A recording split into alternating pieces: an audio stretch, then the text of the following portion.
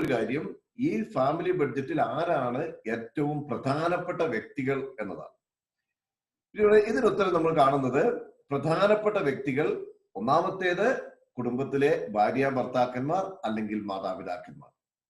ഇവര് രണ്ടുപേരും തുല്യ പങ്കാളികളാണ്. കാരണം കുടുംബത്തിന് രൂപം നൽകുന്ന അടിസ്ഥാന യൂണിറ്റുകൾ എന്ന നിലയിൽ ഒരു കുടുംബത്തിലെ ഭാര്യയും ഭർത്താവും അല്ലെങ്കിൽ ഭർത്താവും ഭാര്യയും ഫാമിലി ബഡ്ജറ്റിൽ തുല്യ പങ്കാളികളാണ്. ഇവിടെ ആരുടെയും വരുമാനം നോക്കി, ഭർത്താവിന് വരുമാനം കൂടുതലുണ്ടോ അല്ലെങ്കിൽ ഭാര്യയ്ക്ക് വരുമാനം കൂടുതലുണ്ടോ, അല്ലെങ്കിൽ ഒരാൾ ജോലി ഉള്ളതും ഒരാൾ ജോലി ഇല്ലാത്തതുമാണോ, ഒരാൾ വരുമാനം ഉണ്ടാക്കുന്നയാളും വരുമാനം ചെലവഴിക്കുന്ന ആളുമാണോ എന്നൊന്നും നോക്കിയല്ല. Since they are the fundamental units of the family, they are the most important persons. അതുകൊണ്ട് ഫാമിലി ബഡ്ജറ്റിൽ പ്രധാനപ്പെട്ട വ്യക്തികള് ഭാര്യ ഭർത്താക്കന്മാരാണ്. അവർ കുടുംബത്തിന് രൂപം നൽകുന്ന അടിസ്ഥാന ഘടകങ്ങൾ എന്ന നിലയിലാണ്. വരുമാനം നോക്കിയല്ല, കുടുംബത്തിലെ സ്ഥാനം നോക്കിയല്ല, ഒന്നുമല്ല. അതുകൊണ്ടാണ് പൗലോസ്ലീഹ പറയുന്നത്, ദൈവത്തിന്റെ കൃപ സ്വീകരിക്കുന്നവർ എന്ന നിലയിൽ തുല്യ പങ്കാളികളാണ്. ജീവദായകമായ കൃപയ്ക്ക് കാരണമാകുന്ന വ്യക്തികൾ എന്ന നിലയിൽ ഭാര്യ ഭർത്താക്കന്മാര് തുല്യ പങ്കാളികളാണ് എന്ന് പറയുന്ന ഒരു ബൈബിളിന്റെ അടിസ്ഥാനത്തിൽ, വചനത്തിന്റെ അടിസ്ഥാനത്തിൽ നിന്നുകൊണ്ടാണ് നമ്മൾ പറയുന്നത് കുടുംബത്തിന് രൂപം നൽകുന്ന വ്യക്തികൾ എന്ന നിലയിൽ ഭാര്യ ഭർത്താക്കന്മാര് ഫാമിലി ബഡ്ജറ്റിലെ തുല്യ പങ്കാളികളാണ്. രണ്ടാമത് നമ്മൾ നോക്കുന്നത് ഈ ബഡ്ജറ്റിൽ പ്രധാനപ്പെട്ടവരാണെന്ന് വെച്ച് കഴിഞ്ഞാൽ ദ ഇൻകം ജനറേറ്റിംഗ് പേഴ്സൺസ്. നമുക്കറിയാം, കുടുംബം രൂപം കൊള്ളുമ്പോൾ ഭാര്യ ഭർത്താക്കന്മാർ മാത്രമാണ്. പിന്നീട് ദൈവത്തിന്റെ കൃപയിൽ ആശ്രയിച്ച് ദൈവത്തിന്റെ സൃഷ്ടികർമ്മത്തിൽ അവർ പങ്കുചേരുമ്പോൾ അവർക്ക് കുഞ്ഞുങ്ങളെ നൽകുന്നു. ഈ കുഞ്ഞുങ്ങള് വളരുന്നു, പഠിക്കുന്നു, ജോലി സമ്പാദിക്കാൻ തുടങ്ങുന്നു, അവരുടെ വരുമാനം വർദ്ധിക്കുന്നു. അങ്ങനെ they also become the income generating agents. അതുകൊണ്ട് കുടുംബത്തിലെ മാതാപിതാക്കന്മാർ കഴിഞ്ഞാൽ പിന്നെ കുടുംബത്തിൽ വരുമാനം ഉണ്ടാക്കുന്ന വ്യക്തികൾ ആരെല്ലാമാണോ അവരൊക്കെ കുടുംബ ബഡ്ജറ്റില് പ്രധാനപ്പെട്ട വ്യക്തികളാണ്. അതുകൊണ്ടാണ് നമ്മുടെ ചില കുടുംബങ്ങളിലൊക്കെ മക്കളുടെ പ്രായത്തിനനുസരിച്ച് വേണ്ടത്ര പ്രാതിനിധ്യം കൊടുക്കാതെ വരുമ്പോൾ ആ കുടുംബങ്ങളിൽ പ്രശ്നം വരുന്നു. എന്നാൽ മക്കൾ വരുന്നതിനനുസരിച്ച്, അവരുടെ പ്രായത്തിനനുസരിച്ച്, അവരുടെ അറിവിനനുസരിച്ച്, അവരുടെ വരുമാനത്തിനനുസരിച്ച് കുടുംബത്തിന്റെ എല്ലാ കാര്യങ്ങളിലും ഒരു പ്രാതിനിധ്യം നൽകുമ്പോൾ ആ കുടുംബം കൂടുതൽ സ്നേഹത്തിലും ഐക്യത്തിലും ഒക്കെ വളരുന്നത് നമ്മൾ കണ്ടിട്ടുണ്ട്. അതുപോലെ തന്നെ നമുക്കറിയാം, ഇനി പ്രത്യേകിച്ച് വരുമാനമൊന്നും ഇല്ലെങ്കിലും യുവജനങ്ങള് മക്കൾ വളർന്നു വരുന്നതനുസരിച്ച്, പ്രായം കൂടുന്നതിനനുസരിച്ച് ഫാമിലി ബഡ്ജറ്റിലും കുടുംബകാര്യങ്ങളുടെ ചർച്ചയിലും കുട്ടികൾക്ക് പ്രാധാന്യം നൽകിയിരിക്കണം. അതുപോലെ തന്നെ കുഞ്ഞുങ്ങളെ സംബന്ധിച്ച് ഇപ്പൊ ചില കാര്യങ്ങളൊക്കെ ആലോചിക്കുന്ന സമയത്ത് കുട്ടികളുടെ പഠനത്തെ സംബന്ധിച്ചോ സ്കൂളിനെ സംബന്ധിച്ചോ കാര്യങ്ങളൊക്കെ ആണെങ്കിൽ അവർക്കും ആ ചർച്ചയിൽ പ്രാതിനിധ്യം നൽകുന്നത് നല്ലതാണ്. പക്ഷെ നമുക്കറിയാം, ചെറിയ കുട്ടികൾ കൊടുക്കുന്നതും പ്രായമായവർക്ക് കൊടുക്കും, വരുമാനം ഉള്ളവർക്ക് കൊടുക്കുന്നു, അല്ലാത്ത കൊടുക്കുന്നു ഒക്കെ വ്യത്യാസമുണ്ടാകും.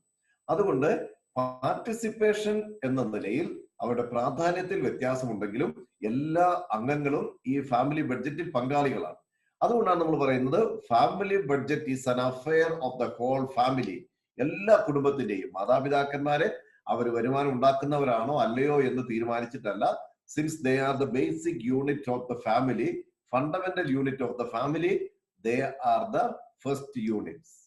അതിനുശേഷം എല്ലാ മക്കളും അവരുടെ പ്രായത്തിനനുസരിച്ച്, സ്ഥാനത്തിനനുസരിച്ച്, വരുമാനത്തിനനുസരിച്ച് അവരുടെ പ്രാതിനിധ്യത്തിൽ വ്യത്യാസം ഉണ്ടാകും. പക്ഷെ എല്ലാ അംഗങ്ങളും ഫാമിലി ബഡ്ജറ്റിന്റെ ഭാഗമാണ്. അതുകൊണ്ട് നമ്മൾ പറയുന്നു, the family budget is an affair of the whole family. ഇനി ഞാൻ പറയാൻ ഉദ്ദേശിക്കുന്നത് ഫാമിലി ബഡ്ജറ്റ് വളരെ പ്രധാനപ്പെട്ടതാണ് എന്ന് പറയാനാണ്. നമ്മുടെ അരുണാചൽ സൂചിപ്പിച്ചു, പല കുടുംബങ്ങളിലും വളരെ നിസ്സാരമായ കാര്യങ്ങൾ, മറ്റ് പല പ്രശ്നങ്ങളൊന്നും ഇല്ലെങ്കിലും ശരി, സാമ്പത്തിക കാര്യങ്ങളെ കുറിച്ച് പരാമർശിക്കുമ്പോൾ പലപ്പോഴും പല വിധത്തിലുള്ള പ്രശ്നങ്ങൾ കുടുംബത്തിൽ ഉണ്ടാകുന്നുണ്ട്. ഇനി ഈ സാമ്പത്തിക കാര്യങ്ങൾ ഒഴിവാക്കി കഴിഞ്ഞാൽ കുടുംബത്തിലെ പല പ്രശ്നങ്ങളും ഇല്ലാതാകുന്നതായിട്ടും നമ്മൾ കണ്ടിട്ടുണ്ട്. ഞാൻ 25 വയസ്സുള്ളപ്പോഴാണ് സെമിനാരിൽ പോകുന്നതിന് മുമ്പ് വീട്ടിൽ ഞാൻ ചിലപ്പോൾ കണ്ടിട്ടുണ്ട്, ചില കാര്യങ്ങളെ കുറിച്ചൊക്കെ ചർച്ച വരുമ്പോൾ സാമ്പത്തികമായ ബുദ്ധിമുട്ടുകളും പരാധീനതകളും എല്ലാം ഉണ്ടാകുമ്പോൾ അത് ചർച്ച ഒരുപക്ഷെ ഉദ്ദേശിക്കുന്ന രീതിയിൽ വിജയിക്കാതെ പോകുന്നത് കണ്ടിട്ടുണ്ട്. ഞാൻ ഈ ഫാമിലി ബഡ്ജറ്റ് പ്രധാനപ്പെട്ടതാണ് എന്ന് പറയാൻ കാരണം 5 കാര്യങ്ങളാണ്. ഒന്നാമത്തേത്, family is the miniature form of a society or a state or nation. നമുക്കറിയാം, what is the basic problem, economic problem of a society. നിങ്ങൾക്ക് ഒരു പക്ഷെ ആർക്കെങ്കിലും അത് പറയാൻ കിട്ടുന്നുണ്ടെങ്കിൽ ഒന്ന് കൈ നോക്കിയിട്ട് ഒന്ന് പറയാം, മൈക്കൊന്ന് അൺമ്യൂട്ട് ചെയ്തിട്ട്. The basic economic problem of a society, scarcity. Okay, scarcity ഒരു തൊഴിലില്ലായ്മ. മറ്റെന്തെങ്കിലും? I am asking what is the basic economic problem. തൊഴിലില്ലായ്മ ഒരുപക്ഷെ ഒരു സാമൂഹിക പ്രോബ്ലമായിട്ട് പറയുന്നുണ്ട്. സ്കേഴ്സിറ്റി ഒരു സാമ്പത്തിക പ്രോബ്ലമായിട്ട് പറയുന്നുണ്ടെങ്കിൽ തന്നെ it is not the most important one. Expenditure beyond income. ഒന്നുകൂടെ പറയാം, ക്ലിയർ ആയല്ലോ? Expenditure beyond the income. Expenditure beyond the income. Okay, അതും കുറച്ചുകൂടെ അടുത്തടുത്ത് വരുന്നുണ്ട്. ദ ബേസിക് എക്കണോമിക് പ്രോബ്ലം നമ്മൾ എക്കണോമിക്സിലൊക്കെ പഠിച്ചിട്ടുണ്ട്. What is okay, what is the basic economic problem? നമ്മൾ പറയുന്നത് ഒരു സൊസൈറ്റിയുടെ ബേസിക് എക്കണോമിക് പ്രോബ്ലം എന്ന് പറയുന്നത് there are two dimensions. In the first part, the human wants are unlimited, and second part, the resources are limited. ഒരു വശത്ത് മനുഷ്യന്റെ ആവശ്യങ്ങൾ അപരിമിതമായി നിൽക്കുകയും മറുവശത്ത് ഇത് പൂർത്തീകരിക്കാനുള്ള അസംസ്കൃത വസ്തുക്കൾ കുറവായി നിൽക്കുകയും ചെയ്യുമ്പോൾ automatically there comes A question, എങ്ങനെയാണ് ഇത് ടാക്കിൾ ചെയ്യാൻ പറ്റുക എന്നുള്ളത്. അതുകൊണ്ട് ദ ബേസിക് എക്കണോമിക് പ്രോബ്ലം എന്ന് പറയുന്നത് how to manage the unlimited human wants with the limited supply of resources. അപരിമിതമായ മനുഷ്യന്റെ ആവശ്യങ്ങളെ പരിമിതമായ വസ്തുക്കൾ കൊണ്ട് എങ്ങനെ പൂർത്തീകരിക്കാം എന്നതാണ് ഒരു സൊസൈറ്റിയുടെ അടിസ്ഥാനപരമായ സാമ്പത്തിക പ്രശ്നം എന്ന് പറയുന്നത്. ഇനി നമുക്കറിയാം, നമ്മുടെ കുടുംബം എന്ന് പറയുന്നത് it is the basic unit എന്ന് പറയുന്നത്. സൊസൈറ്റിയുടെ അടിസ്ഥാനം കുടുംബമാണ്, സമൂഹത്തിന്റെ അടിസ്ഥാനം കുടുംബമാണ്, സഭയുടെ അടിസ്ഥാനം കുടുംബമാണ്. എല്ലാത്തിന്റെയും അടിസ്ഥാനം കുടുംബമായി നിൽക്കുന്നത് കൊണ്ട് ഈ സൊസൈറ്റിയുടെ, രാഷ്ട്രത്തിന്റെ, സ്റ്റേറ്റിന്റെ പ്രോബ്ലംസ് എല്ലാം കുടുംബത്തിന്റെ പ്രോബ്ലമായിട്ട് വരും. അതുകൊണ്ട് കുടുംബത്തിന്റെ എക്കണോമിക് മാറ്റേഴ്സിനെ കുറിച്ച് സംസാരിക്കുമ്പോൾ this is the basic economic problem. ഒരു കുടുംബത്തിൽ മനുഷ്യന്റെ ആവശ്യങ്ങൾ, കുടുംബാംഗങ്ങളുടെ ആവശ്യങ്ങൾ അപരിമിതങ്ങളാണ്, അത് നിവർത്തിക്കാനുള്ള വസ്തുക്കൾ പരിമിതമാണ്. അതുകൊണ്ട് കുടുംബത്തിന്റെ ഈ സാമ്പത്തിക കാര്യങ്ങൾ എങ്ങനെ ടാക്കിൾ ചെയ്യാം, എങ്ങനെ സാറ്റിസ്ഫൈ ചെയ്യാം, എങ്ങനെ സംതൃപ്തിപ്പെടുത്താം എന്നതാണ് ഏറ്റവും പ്രധാനപ്പെട്ട ഒരു കാര്യം. നമുക്കറിയാം, ഈ ഒരു കാര്യത്തിൽ മനുഷ്യന്റെ ആവശ്യങ്ങൾ പൂർത്തീകരിക്കുന്ന കാര്യത്തിൽ മെയിൻ ആയിട്ട് നമ്മൾ ഡീൽ ചെയ്യുന്നത് നമ്മുടെ സാമ്പത്തിക കാര്യങ്ങളാണ്. അപ്പൊ അതുകൊണ്ട് ഒരു സൊസൈറ്റിയുടെ അടിസ്ഥാനപരമായ സാമ്പത്തിക പ്രശ്നം ഒരു കുടുംബത്തിന്റെയും പ്രശ്നമായിട്ട് വരുന്നത് കൊണ്ട് ഞാൻ പറയുന്നു, കുടുംബത്തിന്റെ സാമ്പത്തിക കാര്യങ്ങൾ വളരെ പ്രധാനപ്പെട്ടതാണ്. രണ്ടാമത്തേത് ഞാൻ പറയുന്നത് തിയറി ഓഫ് ഫുൾഫിൽമെന്റ് എന്താണ് പറയുന്നത്. ഇത് എബ്രാഹാം മാസ്ലോയുടെ ഒരു തിയറിയാണ്, തിയറി ഓഫ് ഫുൾഫിൽമെന്റ്. ഈ തിയറിയിൽ പറയുന്നതനുസരിച്ച് മനുഷ്യന്റെ എല്ലാ ആവശ്യങ്ങളും പൂർത്തീകരിച്ച് മനുഷ്യൻ ഒരു വ്യക്തിത്വ പൂർണ്ണതയിലേക്ക് വളരണം. കാരണം മനുഷ്യൻ വളർച്ചയുടെ പാതയിലാണ്, എപ്പോഴും വളർന്നുകൊണ്ടിരിക്കുകയാണ്. അതുകൊണ്ട് മനുഷ്യന്റെ ആവശ്യങ്ങളെ മാസ്ലോ പല ഘട്ടങ്ങളിലായിട്ട് തിരിച്ചിട്ട് ഒന്നാമത് പറയുന്നു അടിസ്ഥാനപരമായി ശാരീരിക ആവശ്യങ്ങൾ, രണ്ടാമത്തേത് സുരക്ഷിതത്വ ആവശ്യങ്ങൾ, മൂന്നാമത്തേത് സാമൂഹികമായ ആവശ്യങ്ങൾ, നാലാമത്തേത് മറ്റുള്ളവരെ അംഗീകാരം, സെൽഫ് എസ്റ്റീം, അതിനുള്ള ആഗ്രഹങ്ങൾ, അതിന്റെ അവസാനമാണ് വ്യക്തിത്വ പൂർണ്ണതയുടെ ആവശ്യങ്ങൾ. ഇനി ഇത് പ്രധാനപ്പെട്ടതാണെന്ന് പറയാൻ കാരണം മാസ്ലോ പറയുന്നതനുസരിച്ച് ഒരു വ്യക്തി അവന്റെ പൂർണ്ണതയിലേക്ക് വളരണമെങ്കിൽ സെൽഫ് ആക്ച്വലൈസേഷൻ പോയിന്റിൽ എത്തിയിരിക്കണം. എല്ലാ മനുഷ്യരും ആഗ്രഹിക്കുന്നത് വ്യക്തിത്വ പൂർണ്ണതയിലേക്ക് വളരുക എന്നുള്ളതാണ്. അതുകൊണ്ട് മനുഷ്യന് there is an innate tendency and need to grow into self actualization. അത് മനുഷ്യന്റെ അടിസ്ഥാനപരമായ ആവശ്യമാണ്. ഇനി അതത്ര എളുപ്പമല്ല, കാരണം മനുഷ്യന്റെ ഓരോ ആവശ്യങ്ങളും പൂർത്തീകരിച്ച്, ഇപ്പൊ ശാരീരിക ആവശ്യങ്ങൾ മാറ്റിവെച്ച് സുരക്ഷിത ആവശ്യങ്ങളിലേക്ക് ഒരു വ്യക്തിക്ക് പോകാൻ പറ്റുകയില്ല. സുരക്ഷിത ആവശ്യങ്ങൾ, ശാരീരിക ആവശ്യങ്ങൾ മാറ്റിവെച്ച് എസ്റ്റീം നീഡിലേക്ക് ഒരാൾക്ക് പോകാൻ പറ്റുകയില്ല. എന്ന് പറഞ്ഞാൽ ഓരോ തട്ടും പൂർത്തീകരിച്ച് മാത്രമേ വ്യക്തിത്വ പൂർണ്ണതയിലേക്ക് വളരാൻ പറ്റുകയുള്ളൂ. ഇനി ഇവിടെ സാമ്പത്തിക കാര്യങ്ങൾ പ്രധാനപ്പെട്ടതാകാൻ കാരണം മനുഷ്യന്റെ ശാരീരിക ആവശ്യങ്ങൾ പൂർത്തീകരിച്ച ശേഷം മാത്രമേ മറ്റ് കാര്യങ്ങളിലേക്ക് മനുഷ്യന് പോകാൻ പറ്റുകയുള്ളൂ. ശാരീരിക ആവശ്യങ്ങൾ എന്നതുകൊണ്ട് ഉദ്ദേശിക്കുന്നത് ഭക്ഷണം, വസ്ത്രം, പാർപ്പിടം തുടങ്ങിയവയാണ്. ഒരു മനുഷ്യൻ, ഒരു സാധാരണ വ്യക്തിയെ സംബന്ധിച്ച് അവന്റെ വരുമാനത്തിന്റെ ഏറ്റവും കൂടുതൽ കാര്യങ്ങൾ അവൻ ചിലവഴിക്കുന്നത് ഈ ശാരീരികമായ ആവശ്യങ്ങൾ പൂർത്തീകരിക്കുന്നതിന് വേണ്ടിയായിരിക്കും. ഈ ശാരീരികമായ ആവശ്യങ്ങൾ പൂർത്തീകരിക്കുന്നതിന് വേണ്ടി മനുഷ്യൻ മെയിൻലി ചെയ്യുന്നത് അവന്റെ വരുമാനത്തെയാണ്, സാമ്പത്തിക കാര്യങ്ങളെയാണ്. അതുകൊണ്ട് രണ്ടാമത് ഈ മനുഷ്യന്റെ ശാരീരിക ആവശ്യങ്ങൾ പൂർത്തീകരിക്കേണ്ടതുള്ളത് കൊണ്ടും അതിന് പല വിധത്തിലുള്ള വസ്തുക്കൾ മേടിക്കേണ്ടതുള്ളത് കൊണ്ടും അതിന് സാമ്പത്തിക കാര്യങ്ങൾ പ്രധാനപ്പെട്ടതായതുകൊണ്ടും ഞാൻ പറയുന്നു സാമ്പത്തിക കാര്യങ്ങൾ കുടുംബത്തിന്റെ ഇതിൽ പ്രധാനപ്പെട്ടതാണ്. മൂന്നാമത്തേത് ഞാൻ പറയുന്നത് ദ ലോ ഓഫ് സാറ്റിസ്ഫാക്ഷൻ എന്നാണ്. നമുക്കറിയാം മനുഷ്യൻ അവന്റെ ജീവിതത്തിൽ എപ്പോഴും സംതൃപ്തിക്ക് വേണ്ടി ആഗ്രഹിക്കുന്നവരാണ്. അത് കുടുംബ ജീവിതത്തിലാകട്ടെ, വൈദിക ജീവിതത്തിലാകട്ടെ, സമർപ്പിത ജീവിതത്തിലാകട്ടെ, എവിടെയാണെങ്കിലും man is looking for satisfaction. ഈ സാറ്റിസ്ഫാക്ഷൻ കുറിച്ച് പറയുമ്പോൾ നമുക്ക് ജോബ് സാറ്റിസ്ഫാക്ഷൻ ഉണ്ട്, life satisfaction, happiness in the personal life, happiness in the family എന്നതാണ് 3 ഘടകങ്ങളായിട്ട് എടുത്തിരിക്കുന്നത്. ഒന്നാമത്തെ ജോബ് സാറ്റിസ്ഫാക്ഷൻ എന്ന് പറയാൻ കാരണം നമ്മളൊക്കെ അധ്വാനിക്കുന്നവരാണ്. ഈ അധ്വാനത്തിന്റെ പ്രധാനപ്പെട്ട ഉദ്ദേശം സാമ്പത്തിക കാര്യങ്ങൾ ഉണ്ടാക്കുക എന്നുള്ളത്. അല്ലാതെ ജോബ് സാറ്റിസ്ഫാക്ഷന് വേണ്ടി മാത്രമായിട്ട് നമ്മൾ ഒരിക്കലും മറ്റൊരു സ്ഥലത്ത് അധ്വാനിക്കാൻ പോകാറില്ല. അത് ഒരുപക്ഷെ ജീവകാരുണ്യ പ്രവർത്തനങ്ങൾക്കൊക്കെ മാറും. ഇനി ഒരു കുടുംബത്തിലുള്ള വ്യക്തിയെ സംബന്ധിച്ച് അവൻ അധ്വാനിക്കുന്നത് 2 കാര്യങ്ങൾക്ക് വേണ്ടി. ഒന്നാമത്തേത് ജോബ് സാറ്റിസ്ഫാക്ഷൻ, അല്ലെങ്കിൽ ഒന്നാമത്തേത് വരുമാനം, രണ്ടാമത്തേത് ജോബ് സാറ്റിസ്ഫാക്ഷൻ. എന്തെങ്കിലും ആയിക്കോട്ടെ, അവൻ ജോബ് സാറ്റിസ്ഫാക്ഷനും അതോടൊപ്പം തന്നെ സാമ്പത്തികമായ കാര്യങ്ങളും പ്രധാനപ്പെട്ടതാണ്. ഇനി ഒരു കുടുംബത്തിന്റെ ആവശ്യങ്ങൾ നേരിടുന്ന ഒരു വ്യക്തി എന്ന നിലയിൽ ഒരുവൻ ജോലിക്ക് പോകുമ്പോൾ അവന് ജോബ് സാറ്റിസ്ഫാക്ഷൻ മാത്രം പോരാ. തന്നെയല്ല, ഒരു മാസം 10,000 രൂപ ചെലവ് വരുന്ന വ്യക്തിയെ സംബന്ധിച്ച് അവൻ 5,000 രൂപ മാത്രമേ വരുമാനം കിട്ടുന്നുള്ളൂ എങ്കിൽ അവൻ മറ്റേതെങ്കിലും ജോലിക്ക് പോകും. കാരണം ജോബ് സാറ്റിസ്ഫാക്ഷനും അതുപോലെ സാലറിയും വരുമാനവും പ്രധാനപ്പെട്ടതാണ്. ഇത് രണ്ടും കൂടെ ഉണ്ടെങ്കിൽ മാത്രമേ ഒരു വ്യക്തിക്ക് അവന്റെ ലൈഫ് സിറ്റുവേഷനിൽ ഹാപ്പി ആയിരിക്കാൻ പറ്റുകയുള്ളൂ. ശരിയാണല്ലോ അല്ലെ? സംശയമില്ലല്ലോ. നമ്മൾ അധ്വാനിക്കുന്നത് നമുക്ക് ജോബ് സാറ്റിസ്ഫാക്ഷൻ ഒപ്പം നമ്മുടെ വരുമാനം പ്രധാനപ്പെട്ടത്. അപ്പൊ അതുകൊണ്ട് ജോബ് സാറ്റിസ്ഫാക്ഷൻ എന്ന് പറയുമ്പോൾ ഞാൻ ഉദ്ദേശിക്കുന്നത് satisfaction in the present life situation, അവനായിരിക്കുന്ന ജോലി സ്ഥലത്തെ സംബന്ധിച്ച് മറ്റു കാര്യങ്ങളൊക്കെയാണ്. അങ്ങനെ ജോലി സ്ഥലത്ത് അവൻ ഹാപ്പി ആണെങ്കിൽ എന്ന് പറഞ്ഞാൽ ഉദ്ദേശിക്കുന്ന രീതിയിൽ വരുമാനം കിട്ടുകയും ജോബ് സാറ്റിസ്ഫാക്ഷൻ ഉണ്ടാകുകയും ചെയ്യുകയാണെങ്കിൽ he will be happy in his personal life. വ്യക്തിപരമായ ജീവിതത്തിൽ അവൻ സന്തോഷമുണ്ടാകും.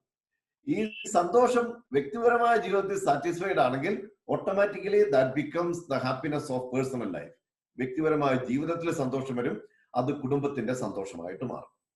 ചുരുക്കി പറഞ്ഞാൽ ഉദ്ദേശിക്കുന്നത് ഒരു കുടുംബത്തിൽ കുടുംബനാഥൻ അല്ലെങ്കിൽ കുടുംബനാഥ കുടുംബത്തിന്റെ സാമ്പത്തിക കാര്യങ്ങൾ മീറ്റ് ചെയ്ത വ്യക്തിയെ സംബന്ധിച്ച് ഇത് രണ്ടും പ്രധാനപ്പെട്ടതാണ്. വരുമാനവും അതുപോലെ തന്നെ ജോബ് സാറ്റിസ്ഫാക്ഷനും പ്രധാനപ്പെട്ടതാണ്. അത് വ്യക്തിപരമായ സാറ്റിസ്ഫാക്ഷനും വ്യക്തിപരമായ സന്തോഷവും കുടുംബത്തിന്റെ സന്തോഷവുമായിട്ട് മാറും. അതുകൊണ്ട് സാമ്പത്തിക കാര്യങ്ങൾ പ്രധാനപ്പെട്ടതാണ്. നാലാമത് ഞാൻ പറയുന്നത് സാമ്പത്തിക കാര്യങ്ങൾ പ്രധാനപ്പെട്ടതാണെന്ന് പറയാൻ കാരണം family needs versus personal needs. നമുക്കറിയാം, ഒരു കുടുംബത്തില് ഏറ്റവും ചുരുങ്ങിയത് 2 അംഗങ്ങളെങ്കിലും ഉണ്ടാകും. പിന്നെ ദൈവാനുഗ്രഹത്താൽ കുടുംബങ്ങള് വലിയ വലിയ കുടുംബങ്ങളായി മാറും, അംഗങ്ങൾ കൂടുതൽ വരാൻ തുടങ്ങും. അതുകൊണ്ട് ഇവിടെ ഈ കുടുംബം വ്യക്തിപരമായ കാര്യങ്ങൾ ഒരുപക്ഷെ നമുക്ക് മാറ്റിവെക്കാൻ സാധിക്കും. ഇപ്പൊ ഞാൻ ചിലരെയൊക്കെ അറിയാം, ജോലിക്ക് പോകുന്നവര് ഉച്ചയ്ക്ക് ഭക്ഷണം കഴിക്കുകയില്ല. അവർ പറയും ഉച്ചയ്ക്ക് ഭക്ഷണം കഴിച്ചു കഴിഞ്ഞാല് ഇതിപ്പോ ഞാൻ ജോലി സ്ഥലത്താണ്, ആരും അറിയുന്നില്ല. അതേസമയം എനിക്ക് സപ്പർ ഒഴിവാക്കാൻ പറ്റിയല്ല, അതുകൊണ്ട് സപ്പർ കഴിച്ചിരിക്കണം വീട്ടില് കുടുംബാംഗങ്ങളോട് എല്ലാവരോടും ഒന്നിച്ചിരിക്കുമ്പോൾ. അതുപോലെ തന്നെ നമുക്ക് വ്യക്തിപരമായി വേണ്ട പല കാര്യങ്ങളും നമുക്ക് വീട്ടിൽ നമ്മുടെ പാരന്റ്സിനെ നോക്കിയാൽ മതി. അമ്മമാരെയും അപ്പന്മാരെയൊക്കെ നോക്കിക്കഴിഞ്ഞാൽ അവരുടെ വ്യക്തിപരമായ പല കാര്യങ്ങളും അവര് കുടുംബത്തിന് വേണ്ടി ബലി കഴിക്കുന്നത് നമ്മൾ കണ്ടിട്ടുണ്ട്. എന്നാൽ പ്രധാനപ്പെട്ട കുടുംബത്തിന്റെ പൊതുവായ കാര്യങ്ങളൊന്നും ചെയ്യാൻ പറ്റുകയില്ല. അതുകൊണ്ട് ഈ കുടുംബത്തിന്റെ കാര്യങ്ങൾ പ്രധാനപ്പെട്ടതായതുകൊണ്ട് വ്യക്തിപരമായ കാര്യങ്ങൾ അപ്രധാനമായതുകൊണ്ട് അല്ലെങ്കിൽ മാറ്റിവെക്കാൻ പറ്റുന്നത് കൊണ്ട് കുടുംബത്തിന്റെ കാര്യങ്ങൾ നോക്കുന്നതിന് വേണ്ടി സാമ്പത്തികമായുള്ള കാര്യങ്ങൾ വളരെ പ്രധാനപ്പെട്ടതാണ്.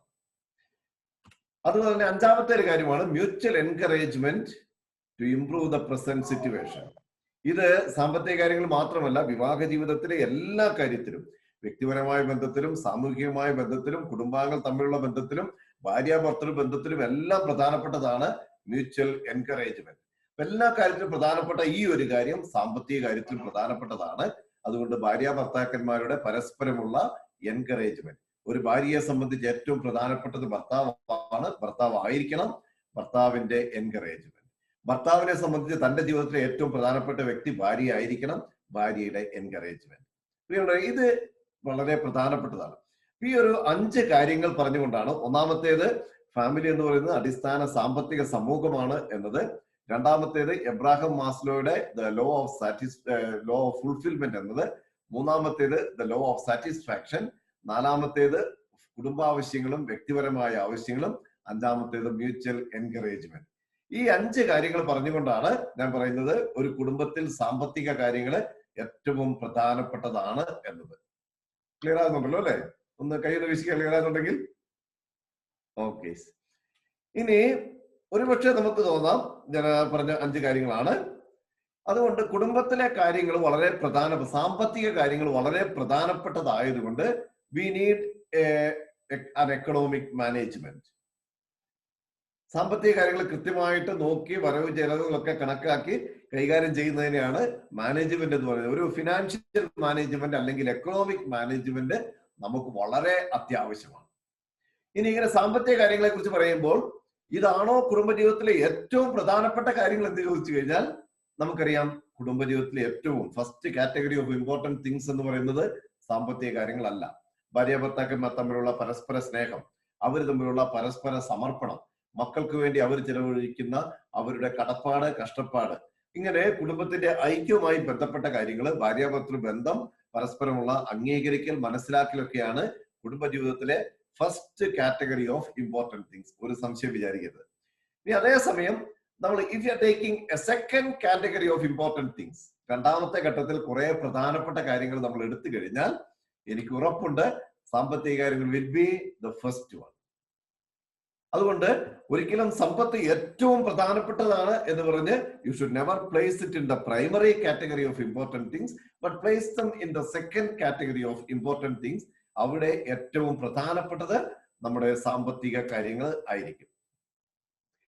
ഇനി നമ്മളൊരു കുടുംബ ബഡ്ജറ്റിനെ കുറിച്ച് അല്ലെങ്കിൽ സാമ്പത്തിക കാര്യങ്ങളെ കുറിച്ച് നമ്മൾ ചർച്ച ചെയ്യുമ്പോൾ നമ്മുടെ കൺസേൺ ആയിട്ട് വരേണ്ടത് 5 കാര്യങ്ങളാണ്. ഒന്നാമത്തേത് ദി എമൗണ്ട് ഓഫ് ഇൻകം, നമ്മുടെ വരുമാനം എത്രയാണ്. രണ്ടാമത്തേത് ഈ വരുമാനം നമ്മൾ ചിലവഴിക്കുന്നത് എന്തെല്ലാം കാര്യങ്ങൾക്ക് വേണ്ടിയാണ്. മൂന്നാമത്തേത് കാര്യങ്ങൾ പണം ചിലവഴിക്കുമ്പോൾ നമ്മൾ പ്രാധാന്യം നൽകുന്ന കാര്യങ്ങൾ എന്തെല്ലാമാണ്. നാലാമത്തേത് നമുക്ക് എപ്പോഴും ഒരു ബാലൻസ് ഉണ്ടാകണം എന്നത്. അഞ്ചാമത്തേത് എമർജൻസി സിറ്റുവേഷൻസ് എങ്ങനെയാണ് നമുക്ക് മീറ്റ് ചെയ്യാൻ പറ്റുന്നത്.